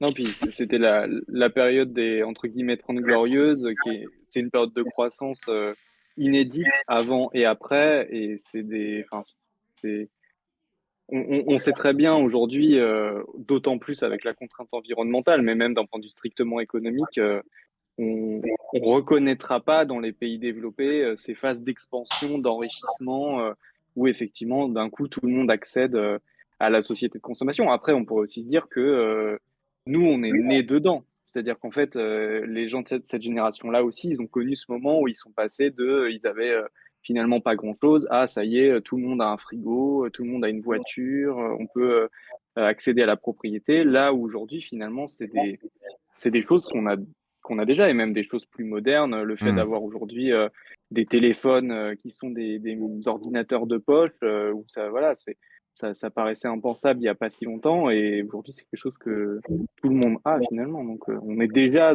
finalement dans cette société de consommation auquel les gens de cette génération-là ont accédé. Donc il y a eu ce sentiment peut-être aussi à un moment de se dire, bah là, ma vie, elle est mieux qu'il y a 5 ans, 10 ans. Ouais. Ah oui, Tourmaline a tout à fait raison quand elle nous dit on vivait mieux grâce à quoi? Grâce au pétrole et à la domination impérialiste. Hein. Et d'ailleurs, on le sait, on le dit. Enfin là, on rigole un peu on rigole. On discute sur cette nostalgie, sur cette période de prospérité, mais cette période de prospérité, enfin, elle est quand même un petit peu en train de nous coûter notre avenir. Hein. Enfin, c'est là où on a fait n'importe quoi avec le climat, qu'on a commis Enfin, ça a eu un prix, et ce prix-là, on est en train de le payer. Regardez, on est en septembre, il fait 35 degrés, voilà. Donc finalement, voilà, peut-être que nous, on va connaître la décroissance. Ouais, Peut-être. mais Et est-ce qu'on que sera c'est une hyper décroissance nostalgique des qu'on années va... 2020, tu vois. Je Est-ce sais pas. qu'on décroira parce qu'on l'a voulu et qu'on a bien organisé tout ça, ou est-ce qu'on décroira de manière forcée parce qu'on n'aura plus un radis qui pousse sur la terre? Ça, c'est une autre question. Eh ben, on est parti de la cérémonie d'ouverture de la Coupe du Monde de rugby à l'effondrement de nos sociétés. Et effectivement, Parce on que nous dit... finalement, cette cérémonie n'est pas une forme de déni. Voilà, c'est le déni de la décroissance à venir. mais carrément. C'est un déni, en fait, t'as raison. Bah, de toute façon, regarder dans le passé, c'est toujours être dans une forme de déni. Hein. En tout cas, qu'on ne sert pas à éclairer notre avenir. Mais effectivement, le gros théâtre nous dit qu'il n'y avait pas de MeToo, pas de féministes hystériques. Et à remarquer qu'il n'y avait pas de femmes dans le show. Ça n'est pas vrai, parce que on voit quand même le love interest de Jean Dujardin. À un moment, mais j'ai coupé avant. Mais... Ah, mais est-ce Et que ça est-ce, passe le test de Bechdel, ce show-là? pas sûr. et est-ce qu'il y a des personnes racisées aussi? Parce que j'ai pas tout vu, mais là, l'extrait que tu as passé, c'était quand même beaucoup de mecs blancs. Oui, effectivement, faudra regarder ça. Oui, bah voilà, mais c'est encore une fois dans un truc complètement à côté de la plaque qui n'a jamais existé. Mais bon. Et moi, Exact. juste petite parenthèse, parce que je veux faire un coup de gueule. Moi, j'ai vu qu'il y avait qui dans ce show? Il y avait Philippe Lachaud. C'est vraiment lui qu'on a envie de montrer au monde, cette espèce de trou. Pardon. Ce type qui a fait le plus de mal au cinéma français. Philippe Lachaud, sérieusement. Philippe Ah, Lachaud, il fait des entrées, hein. c'est Babysitting 2. C'est probablement le pire film qui a jamais été créé. Voilà, coup de gueule contre Philippe Lachaud. Moi, je veux bien tout accepter, mais pas lui, quoi. Ah, ben on a les stars qu'on mérite, hein. Oh, limite du jardin, Guy Savoie et tout ça, quand même, ok. Mais pas Philippe Lachaud. Là, en fait, ils ont pas réussi à avoir Jonathan Cohen, donc ils se sont dit, bon, bah, faut qu'on trouve quelqu'un. Ouais, on aurait préféré Jonathan Cohen, quand même. Oui, c'est clair. Mais bon. Ah, on est d'accord avec moi. C'est formidable, Babysitting 2. Bon. Mais attends, parce que Babysitting, c'était pas déjà assez nul, donc ils ont fait un 2. Ah, Babysitting, on va dire médiocre. Mais ça se regarde. Babysitting 2, c'est vraiment... J'invite tout le monde à le regarder pour savoir, si vous aimez bien le cinéma, pour savoir ce qui n'est pas du cinéma, au final. Ah, D'accord. c'est vraiment... C'est une purge du début à la fin. Y a rien qui va. Une expérience hors du commun. Carrément. Je voulais vous proposer de discuter, on a encore un petit peu de temps, on peut encore discuter de quelques petits sujets. Est-ce que vous avez vu que les Restos du Cœur et les grandes associations étaient graves... Enfin, elles ont fait un cri d'alerte. Donc les Restos du Cœur, mais pas seulement, hein, parce qu'il y a eu aussi le Secours Populaire, par exemple, qui a fait un cri d'alerte, un certain nombre d'associations qui font de l'aide matérielle directe, c'est-à-dire qui font des distributions alimentaires, qui font de la nourriture, et qui organisent en fait des milliers, des centaines de milliers de bénévoles en France. C'est quelque chose d'énorme. Et qui disent aujourd'hui, voilà, il y a une explosion telle de la pauvreté qu'on n'est plus en capacité de se financer, et notamment les Restos du Cœur disaient, il nous manque tellement d'argent que d'ici quelques années, on va fermer. Et s'en est suivi toute une séquence très larmoyante où le gouvernement disait oui, on va vous aider, ça va être formidable. Au final, si je me souviens bien, ils ont donné 5 millions d'euros, ce qui est quand même pas quelque chose d'énorme. En plus, c'est l'État, quoi. Je veux dire, il y a des gens qui meurent de faim et finalement l'État donne 5 millions d'euros à une association qui qui ne devrait pas exister en réalité dans notre pays. Et d'ailleurs, de son fondateur lui-même, Coluche, disait que les Restos du Cœur n'avaient pas vocation à exister, que c'était une anomalie, en fait. Bref. Et donc, quelques jours plus tard, tel un sauveur des temps modernes, descendant de sa tour pour venir nous aider, Bernard Arnault, l'homme le plus riche du monde, le Balthazar Picsou IRL, est venu et a donné 10 millions d'euros cash pour sauver les Restos du Cœur. Est-ce que, voilà, moi je me dis quand même, quel homme extraordinaire. Quel homme extraordinaire. Heureusement qu'il est là, Bernard. Donc, est-ce que vous vous êtes inspiré par l'acte de Bernard Arnault? Est-ce que vous avez donné de l'argent au Resto du Cœur? Est-ce que vous avez donné 10 millions? Ben écoute, je pense que tout est une question de proportion. Parce que lui, ça doit faire quoi le fruit de peut-être 6 heures où ses actions ont travaillé toutes seules à le rémunérer. Enfin, toutes seules. Où les travailleurs ont travaillé, et puis du coup, il a gagné de l'argent. Moi, si je travaille 6 heures, je pense que ça fait un don un peu moins conséquent. Mais écoute, bienfaiteur, je ne sais pas. Je je comprends pas. Ça me rappelle comme quand, comme pendant le Covid, quand il fallait applaudir Pernod Ricard parce qu'ils avaient donné 70 000 litres d'alcool pour fabriquer du gel hydroalcoolique et que c'était vraiment un effort au service du peuple. Ils étaient vraiment saignés, hein, saigner leur profit pour nous permettre de nous laver les mains. C'était sympa. Je le vois un peu comme ça. Attendez, je vais essayer de vous montrer, parce que justement, c'est intéressant de s'intéresser aux proportions, justement. Donc je plaisantais, bien sûr, hein, parce qu'on m'a dit que des fois, on comprenait pas que quand je faisais du second degré, je plaisantais sur Bernard Arnault. Hein. Alors, Après, il y a quand même des journalistes qui ont très sérieusement dit, notamment à des représentants de gauche, notamment de la France Insoumise, qui leur ont dit en mode comment ça, vous remerciez pas la famille Arnault, qu'est-ce que c'est que ça? ah oui. Alors, Jean Massier qui anime une émission sur Twitch comme nous. Et d'ailleurs, qu'on salue, Jean Massier, si t'as envie de nous inviter sur le Backseat, on viendra, bien sûr. Donc n'hésite pas, Peut-être Jean. le backseat à la fête de l'UMA, par exemple. Voilà. N'hésite pas, Jean, à penser à nous, mais parce que nous, on pense à toi.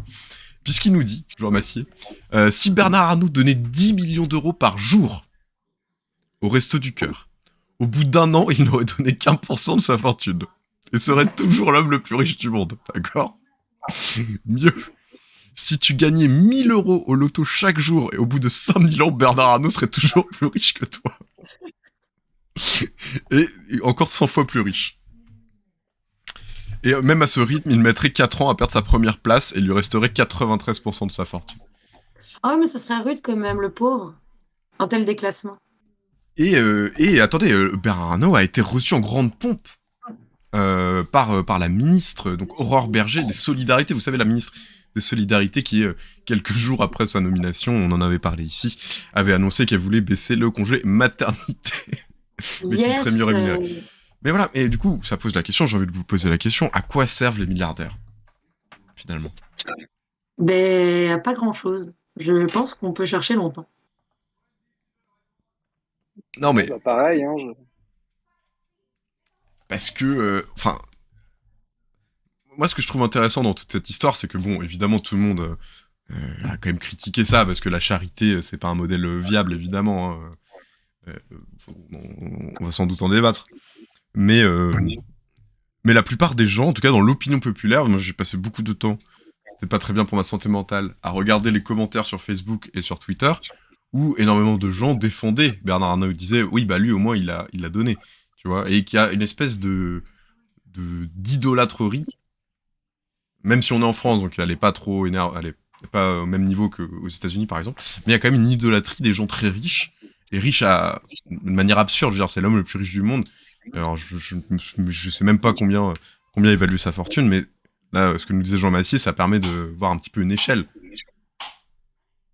Mais il est tellement riche que ça en devient absurde. Mais donc voilà, est-ce que vous pensez pas qu'il y a une idolâtrerie des milliardaires dans nos sociétés capitalistes finalement? Mais je pense enfin, on a tellement été persuadés que le self-made man, là, ça existe, que au final, peut-être on leur prête ces qualités d'auto-entrepreneur courageux et audacieux, alors que déjà, derrière chaque auto-entrepreneur courageux et audacieux qu'on crée, genre Amazon, pour ne pas les citer, ce genre d'autres choses, il y a des parents qui leur ont filé quelques millions pour leur permettre de pas trop se ramasser. Donc je pense que cette figure, elle est tellement importante en plus, ouais, en travaillant, en étant audacieux, on arrive jusqu'à nos fins, que parfois on en vient à les considérer comme légitimes parce que eux, ils se sont bougés et en plus, ils créent des emplois de par leurs nouvelles films. Donc je pense, ouais, si on a une hydrolâtrerie, à mon avis, c'est ça, ou alors, je sais pas, peut-être l'attrait du luxe, de fantasmer la vie qu'ils peuvent avoir, mais en soi, pas très fou. Alors, j'étais en train de vérifier parce que je veux pas dire de bêtises, mais il me semble que Bernard Arnault, typiquement, on n'est pas sur un cas à la Elon Musk ou Bill Gates, enfin, vous voyez un peu nouveau riche, qu'on réussit, tout ça. Non, non, c'est vraiment un cas d'une fortune installée, ancienne, qui a explosé. Mais c'est pas du tout un self-made made, quoi. Mais je pense ça a jamais été revendiqué, quoi. C'est les vieilles fortunes bourgeoises traditionnelles, quoi. Enfin, vieilles En fortunes. plus, avec le don, on a vu, enfin, parce que c'est un don de la famille Arnaud, donc il met beaucoup en avant ses enfants. Et notamment, moi j'ai vu des photos où on voit son fils qui lui ressemble, mais enfin on dirait un clone, ça fait limite un peu peur. Mais sinon, ouais, pour prolonger ce que disait Nina et répondre à ta question, moi je pense qu'il y a aussi cette idée que, enfin, même si on sait, on n'est pas naïf, on sait que c'est très très peu probable, mais je pense qu'il y a toujours dans l'inconscient collectif cette idée que, allez, peut-être qu'un jour, sur un coup de chance, Hmm. on pourra nous aussi, alors peut-être pas atteindre les niveaux de richesse d'un Bernard Arnault, mais peut-être que nous aussi, un jour, on pourra s'enrichir. Et donc ça nous embêterait que si c'était notre cas, il y ait des gens qui viennent voler tout notre argent, que ce soit l'État ou pire encore, des méchants communistes. Donc oui, je pense qu'il y a ça derrière. Et puis aussi l'idée que, enfin comment dire, c'est l'idée de la générosité derrière le don qu'on expérimente tous. Je veux dire, ça nous est probablement tous arrivé de faire des dons à notre échelle, à des assos, pour des événements. Enfin voilà, donc je pense qu'il y a cette idée derrière. Et puis en plus, comme ça prend des proportions délirantes pour quelqu'un comme Bernard Arnault, on se dit, voilà, il a donné 10 millions, mais c'est complètement dingue, alors qu'effectivement, si tu remets les proportions, tu fais oui, bon, bah, en fait, c'est comme s'il avait filé une pièce de 1 euro, on a donné voilà, un petit don, ma petite contribution. Hmm. Ouais, et finalement, ça promeut aussi ce modèle de charité, qui est finalement ces gens-là qui sont immensément riches, ils peuvent donner aux œuvres. Mais vous voyez, il a donné au Resto du Cœur, mais pas au Secours Populaire, par exemple. Donc voilà, c'est un espèce de choix un peu arbitraire, un peu le fait du prince, qui rend le truc, c'est l'anti-politique, quoi. Enfin, c'est proprement insupportable. Ben, ça me fait penser, c'était il y a peut-être un an et quelques, où il y avait aussi une polémique où Elon Musk, justement, je crois que c'était un peu avant qu'il rachète Twitter, il avait dit que il était prêt à donner, je sais plus combien de milliards de sa fortune à des œuvres de charité, à condition que on lui rende des comptes sur comment l'argent était dépensé. Donc je pense que ça en dit long aussi sur cette mentalité des ultra riches qui se disent bon, enfin, en gros eux dans leur tête c'est ce que tu disais Nina, c'est leur argent, ils l'ont gagné à la sueur de leur front. Pour eux c'est ça, hein, alors que on sait très bien que non, ils l'ont pris, ils l'ont exploité aux travailleurs, mais pour eux ils l'ont gagné à la sueur de leur front parce qu'ils ont pris des risques, parce qu'ils ont su à un moment donné prendre des décisions d'investissement voilà, dans tel ou tel sens, et donc ils veulent bien, effectivement, comme tu dis, donner des dons, mais aux associations qu'ils ont choisies. Et puis, s'ils peuvent aussi avoir un droit de regard sur ce que vont faire derrière les associations, ça peut les arranger. Et il y a quelque chose de aussi assez profond avec le fait qu'on idolâtre ce type de comportement, parce que, en plus, Bernard Arnault, je veux dire, faut être très précis, pour Bernard Arnault, il rend pas vraiment, il nous rend pas service, même en termes de société. Alors, il y a des emplois qui sont liés à cette activité-là. On le rappelle, Bernard Arnault, c'est essentiellement LVMH, c'est du luxe. Et le gars, sa fortune, elle a explosé. Pourquoi? Parce que ces dernières années, le nombre de millionnaires explose et que ces millionnaires, pour exister socialement, ils ont besoin d'avoir des marques de luxe, de porter, de se mettre en scène pour montrer leur richesse. Et finalement, en fait, Bernard Arnault, il vend des trucs, il vend des certifications, si vous voulez, de millionnaires, quoi. Il vend la certif de millionnaire. Et en fait, il sert à rien, quoi. Nous, je veux dire, nous, en tant que... à part pour les emplois que ça peut créer, ce qu'on peut effectivement dire que c'est plutôt positif, mais à part ça, il rend pas service à la société, il rend service à des millionnaires, c'est insupportable. Voilà. Et on le rappelle, Bernard Arnault, moi je sais pas comment vous l'avez découvert ce personnage, qu'il n'était pas encore l'homme le plus riche du monde à l'époque, mais moi je l'ai découvert avec Merci Patron, le film de François Ruffin, où effectivement ça met en scène François Ruffin qui est dans un enfin qui aide des gens qui sont en train de subir un licenciement économique de la part de Bernard Arnault. Donc effectivement, il détruit plus d'emplois qu'il en crée, ouais, carrément. Et le gros théâtre nous dit dans le chat au-dessus de 5000 euros par mois, qu'est-ce qu'on peut faire à pas faire chier le monde? Citation de Bernard Friot, qu'on salue bien sûr. D'ailleurs, c'est très juste. De toute façon, je sais pas si vous allez être d'accord autour de la table, moi je propose que euh, qu'on vole, qu'on prenne, qu'on exproprie tous les riches et qu'on redistribue les richesses. Ça va, c'est bon, non? Oui, ça me semble un Très bien. programme clair, net, précis, Bon, pertinent. c'est pas parfait, si on est d'accord là-dessus. Il y avait un tout petit truc aussi, un petit sujet qui est arrivé ces derniers temps. Je crois que c'était Basile qui voulait un petit peu en parler. C'est qu'il y a eu, alors c'est un peu le moment un peu culturel, un peu internet. Il y a eu hier un Grand Prix de Formule 1. Donc le GP Explorer 2 qui est plus ou moins porté par Squeezie, c'est bien ça? C'est ça, ouais. Ouais, donc c'est de la Formule 4. Donc c'est des Ah, monoplaces. En gros, ouais, il y a plusieurs catégories de monoplaces. Les F1, c'est l'élite, c'est celles qui vont à 350 km/h et qui sont hyper dures à piloter. Puis tu as les F2, les F3 et un niveau moins compétitif, je crois pas qu'il y ait de championnat international. Il y a les F4. d'accord. Et donc effectivement, c'est un projet qu'a porté Squeezie l'année dernière. Il y a une première édition l'année dernière. Donc c'est organisé avec des associations de passionnés d'automobile et ils font ça au circuit du Mans. Et donc, en fait, le projet, c'est, au lieu d'avoir des pilotes professionnels qui sont inclus dans les circuits, c'est d'avoir des amateurs, en l'occurrence des influenceurs, des créateurs, que ce soit des YouTubeurs ou des streamers de Twitch notamment, et donc de les inviter, de les entraîner. Et là, ça se joue plus sur les chaînes YouTube respectives des créateurs qui mettent en avant leur entraînement, qui donnent leurs objectifs et tout ça. Et ça culmine sur l'événement qui a eu lieu hier, mais qui était prévu depuis des mois et qui était même complet depuis des mois. Il y avait 60 000 personnes sur place. Ah ouais. Et donc, effectivement, alors voilà, donc dans le chat, on parle d'Orti et Baguera, donc deux streameuses que j'aime beaucoup personnellement, qui ont participé. Et justement, elle ainsi qu'une autre streameuse qui s'appelle Magla, avant même d'être invitée à cet événement-là, elle n'avait pas le permis. Il faut le Ah oui. permis, même pour conduire ce genre de voiture-là. Et donc, elles ont passé le permis exprès pour cet événement-là. Elles l'ont eu, elles ont commencé leur entraînement plus tard que les autres. Et alors, elles sont arrivées dans les dernières, mais elles ont fini la course. Et je pense que c'était clairement leur objectif. Je pense pas qu'elles avaient vocation à gagner.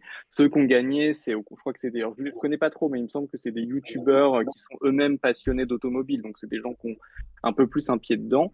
Voilà, donc en tout cas, il y a eu cet événement-là. Puis, donc, comme tu dis, il y avait des personnalités, Squeezie, Gotaga. Il y avait des rappeurs aussi, il y avait SCH notamment, je pense le plus connu, qui était un peu l'invité surprise qui a été annoncé à la dernière minute. Il y a eu tout un truc, parce qu'en fait, il était dans l'équipe avec Sosomanes, et donc il a été annoncé quand Sosomanes a fait son vélodrome.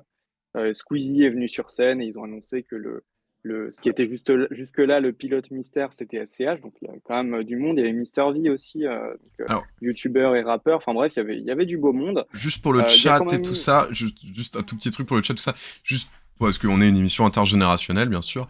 Rappelez que Squeezie, c'est le plus, on peut le dire, c'est le plus gros youtubeur de France. Voilà, c'est quelqu'un qui fait des vidéos sur internet depuis très longtemps, c'est le plus gros youtubeur de France. Voilà. Ouais, voilà. Et donc qui est connu pour faire des grosses vidéos et des gros événements comme ça. Et donc, il y a quand même eu lot de critiques, surtout sur les réseaux et pas que. Déjà, il y a eu un événement, donc un fait de course, où donc il y avait une pilote en Manon, j'ai oublié son nom de famille, peut-être que quelqu'un dans le chat pourra nous le donner. C'est pas quelqu'un dont je connaissais le travail avant. Donc une pilote qui était là, Manon, et donc a eu en fait un fait de course avec un streamer qui s'appelle Maxime Biaggi, qui fait que leur course s'est arrêtée. En gros, voilà, elle a voulu le doubler, elle est arrivée trop vite et ils ont tous les deux fini dans le gravier. Donc, pas de blessés, tout va bien. Mais tout de suite, il y a eu sur les réseaux, dans le chat Twitch et tout ça, des insultes à caractère misogyne, évidemment, puisque tout de suite, c'était sa faute à elle. Si la course de Maxime Biaggi s'était arrêtée alors qu'au bout de 2-3 tours, alors qu'il s'était entraîné tout ce temps, blablabla. Euh, les organisateurs et les participants ont assez vite réagi. Les commentateurs ont tout de suite dit voilà, c'est un fait de course, c'est comme ça, c'est la vie, c'est pas grave. N'allez pas harceler qui que ce soit. Maxime Biaggi a dit pareil après la course. Il a dit qu'il avait passé une super journée. Mais comme souvent dans ce genre d'événements, notamment les événements Twitch avec beaucoup de streamers. Alors là, il y avait quand même plus de femmes que la précédente édition. On sent que ça avait été une critique l'année dernière. Et on Ouais. sent que l'organisation s'est dit bon, on va quand même faire un effort. Qui, pour le sport automobile, est quand même assez bienvenu parce que techniquement, le sport automobile, notamment F1, F2, F3, c'est des championnats mixtes, en théorie, parce qu'il n'y a jamais eu de pilote femme en F1, hein, ça n'a jamais existé, même si techniquement c'est possible. Donc voilà, à chaque fois qu'il y a des gros événements de Twitch de ce genre-là, il y a toujours dans les communautés ce genre de comportement qui persiste.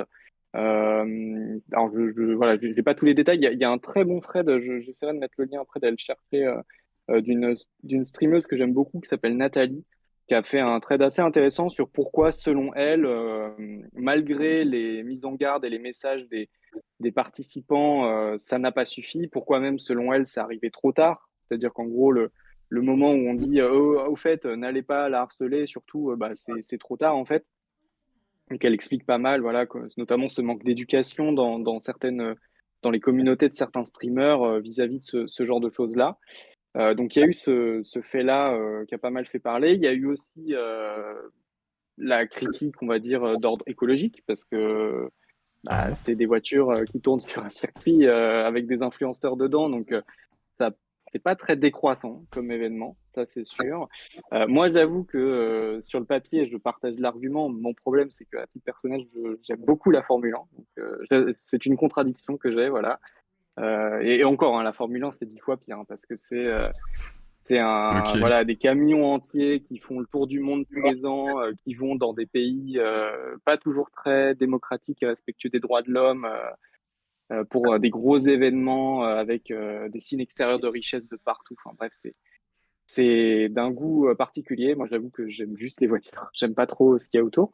Mais il y a eu aussi cette critique-là qui a été faite. Et donc, alors, voilà, j'ai pas forcément de réponse ou d'analyse très poussée à donner. Simplement, c'est vrai que ça questionne un petit peu sur les événements culturels qu'on produit, notamment qu'on produit pour un public jeune, parce que là, pour le coup, ça s'adresse à des communautés Twitch. J'ai lu sur Mediapart, j'ai lu la dépêche de l'AFP qui disait que sur place, au Mans, c'était 60 000 personnes, quand même essentiellement de moins de 30 ans, Hmm. donc beaucoup des gens assez jeunes.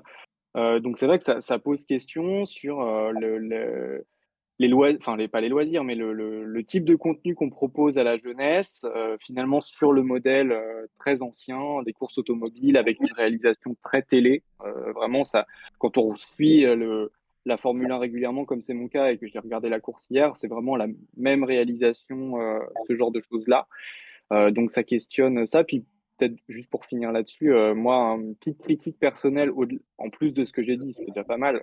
Une critique que j'ajouterais, mais qui est lié aussi à ça, c'est que comme les équipes sont habituées à cette réalisation très télé qui d'habitude est pour un championnat avec des Mhm. professionnels, la réalisation s'est beaucoup concentrée sur la tête de course, c'est-à-dire voilà, les 3-4 premiers qui étaient que des mecs.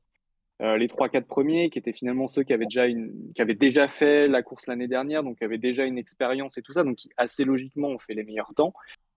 Et moi, justement, je suivais plus Ortiz et Baguera, tout ça, enfin, un peu des pilotes du fond de la grille qui n'avaient pas pour ambition de gagner, parce que c'était pas possible, qui avaient juste comme ambition de se donner un défi et de se dire, bah, on termine la course, on termine les 15 tours, ce qu'elles ont réussi à faire toutes les deux, ainsi que Magla.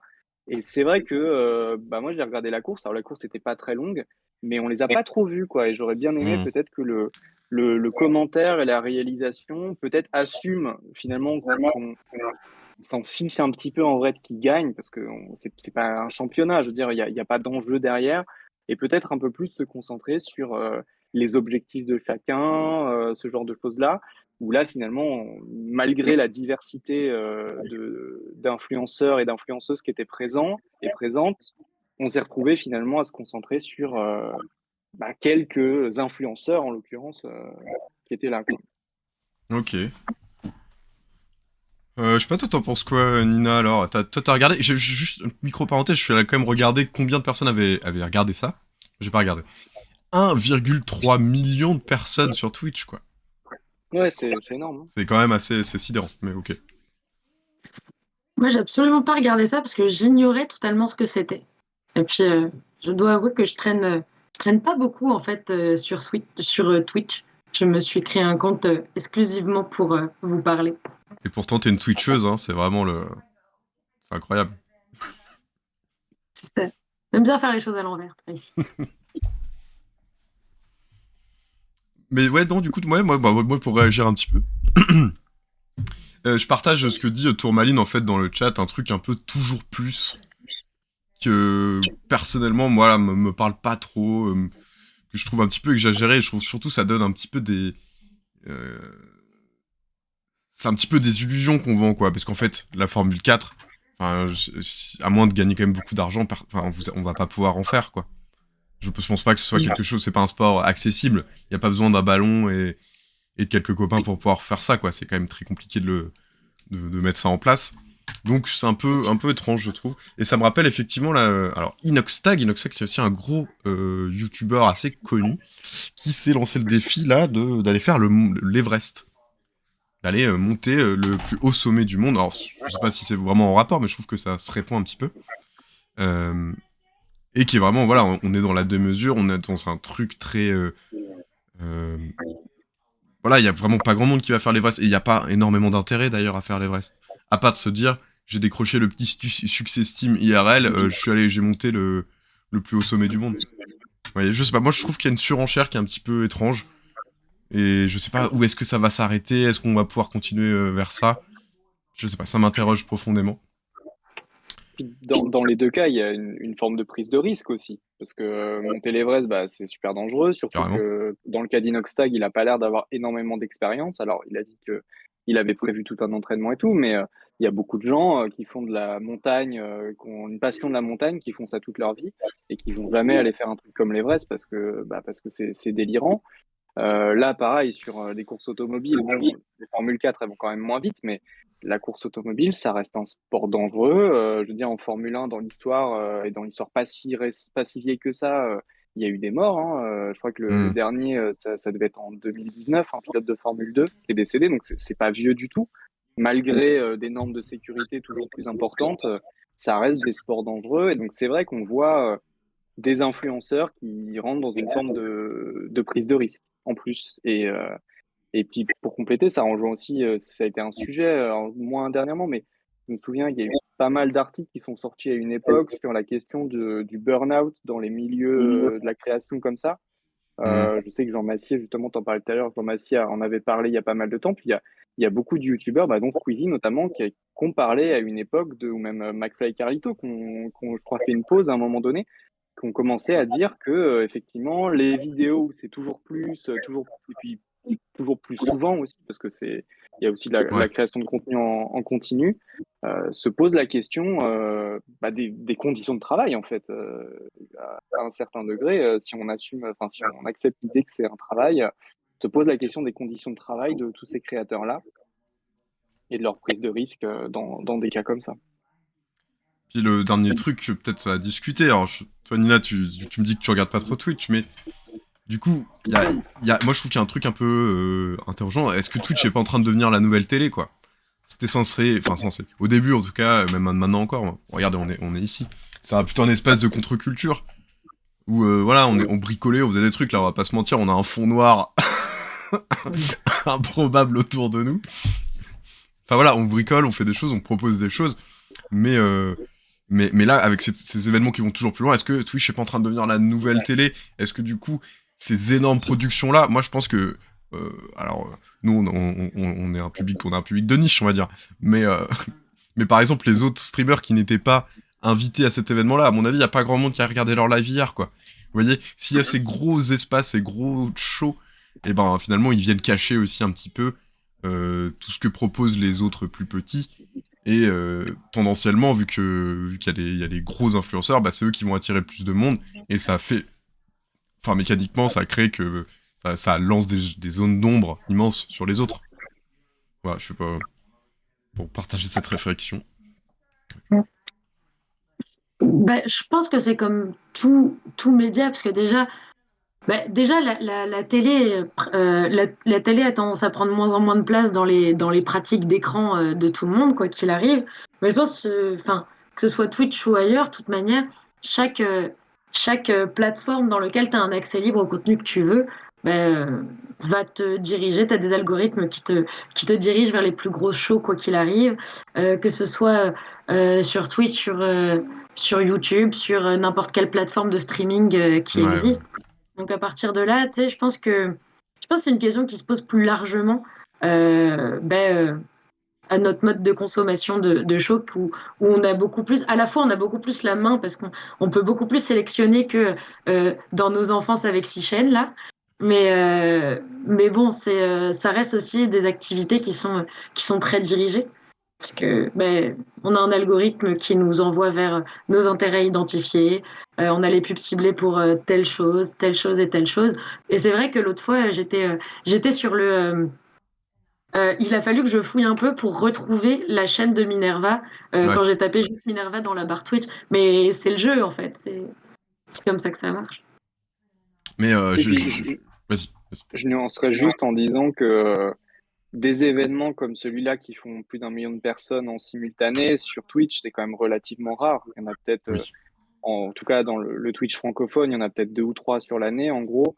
Après, il y a des rendez-vous de streamers. Ouais, il y a des streamers connus qui se réunissent pour des soirées où ils jouent à des jeux. Moi, par exemple, moi, je suis beaucoup la fameuse soirée du lundi autour de Antoine Daniel, Joueur du Grenier, Baguera, Orti, Mister MV, etc. Mintos et tout ça. Mais voilà, il y a des rendez-vous. Après, c'est vrai que finalement, encore plus qu'avec la télé, un des avantages de Twitch, mais après, comme tu disais, faut fouiller un petit peu, mais quand tu commences à connaître, tu peux tomber. Moi, je sais par exemple que à partir des chaînes Twitch de Host Politique, Hmm. qui a fait longtemps une émission avec Usul, et Maudie, donc une streameuse qui fait des jeux vidéo et de la lecture de sciences sociales, et qui co-présente maintenant une émission, l'émission sur Blast avec Host Politique. En partant de ces 2 chaînes-là et de personnes avec qui ils pouvaient être amenés à streamer, ou alors des raids qui font enfin de stream, ce genre de choses-là. Maintenant, je sais que j'ai toute une liste de chaînes que je suis, de personnes qui font de la revue de presse ou qui Hmm. font des trucs comme ça, avec des publics relativement restreints. Voilà, 10, 20, 30 personnes sur leur live. Mais faut fouiller un petit peu. Et puis, il y a aussi ce truc de Twitch où, enfin, moi, comme j'y vais beaucoup, je suis beaucoup de chaînes. Donc, quand j'arrive sur Twitch, je vois plein de chaînes en même temps. Et puis, faut choisir, quoi. Faut en choisir une. Et en plus, sachant que même si tu sais que tu peux aller voir des streams en replay, c'est quand même une plateforme qui a un grand intérêt sur le direct, sur la réaction directe. Donc, c'est vrai que c'est pas si courant d'aller voir du replay. Mais après, oui, voilà, il y a de tout. Est-ce que c'est la nouvelle télé? Ça, je ne sais pas. Je pense que, comme tu disais, par rapport à la télé, elle a quand même cet avantage où, même si c'est pour un petit public, tu peux te faire ta petite place dans un coin et exister pour quelques dizaines, quelques centaines de personnes. Ok. En tout cas, c'était pas une critique contre les influenceurs. Bien sûr, Squeezie, si tu veux, on s'adresse à toi. Si tu veux nous raider, comme on dit dans ce milieu, n'hésite pas, bien sûr, à nous lancer un petit raid qu'un million de personnes puissent écouter ce qu'on raconte. Bon, écoutez, on arrive vers la fin, justement, de cette petite émission. Et à la fin, on fait souvent des petites recommandations culturelles, voilà, où on se partage, je sais pas, un film, un jeu vidéo, un livre, une BD, que sais-je, que vous avez envie de partager aux autres et de proposer au chat, aussi aux gens qui nous regardent, ou qui nous écouteront en replay, justement. Voilà, toi, Nina, est-ce que tu as quelque chose à nous proposer? Mais carrément. C'est une vieille BD qui a commencé dans les années 90. Il y a 15 tomes maintenant. C'est la BD qui s'appelle Neige par Gine et Convar. Et c'est très intéressant parce que c'est un scénario post-apocalyptique où l'Europe a été plongée dans une nouvelle ère glaciaire, après quelques errances d'apprentis sorciers avec le climat. Et c'est l'histoire d'un orphelin qui est recueilli et qui intègre via son père adoptif une société secrète ayant un grand plan pour contrecarrer les plans de l'extérieur. Et c'est super passionnant. Le destin est bien représentatif de son époque. Ça fait très BD des années 90. C'est merveilleux, il y a du suspense, il y a plein de réflexions, des personnages différents. Donc je vous le conseille chaudement. Ok, tu l'as bien vendu en tout cas, ça a l'air chouette. Carrément. Ah, c'est ma BD préférée. Et toi, Basile, est-ce que t'as une recommandation à nous faire? Oui, moi j'avais un peu réfléchi, j'avais plusieurs idées en tête, je me suis arrêté sur une. C'est un film dont vous avez probablement entendu parler, qui est sorti à la fin de l'été, qui s'appelle Anatomie d'une chute de Justine Triet. Donc, c'est le film qui a eu la dernière Palme d'Or. On en a beaucoup entendu parler à l'époque parce que Justine Triet, dans son discours de remerciement, a sévèrement taclé le Mm. gouvernement, que ce soit dans sa gestion de la démobilisation contre la réforme des retraites ou sa politique culturelle. Elle a fait un discours très propre. Et alors moi, j'avoue que je ne savais pas du tout de quoi parlait le film. Je connaissais pas, enfin je connaissais deux noms, mais je n'avais jamais vu de film de Justine Triet avant. Mais je m'étais promis d'aller voir le film pour le principe, en me disant non seulement elle a fait un discours courageux, mais en plus derrière, elle s'est quand même pris beaucoup dans la tête, notamment de la part de représentants de la Macronie. Mm. D'ailleurs, c'est un des moments où Emmanuel Macron n'a pas fait de tweet ni de message pour la féliciter, alors que c'est quand même c'est la troisième femme qui a une Palme d'Or de l'histoire. C'est la deuxième française après Julia Ducournau il y a pas si longtemps que ça.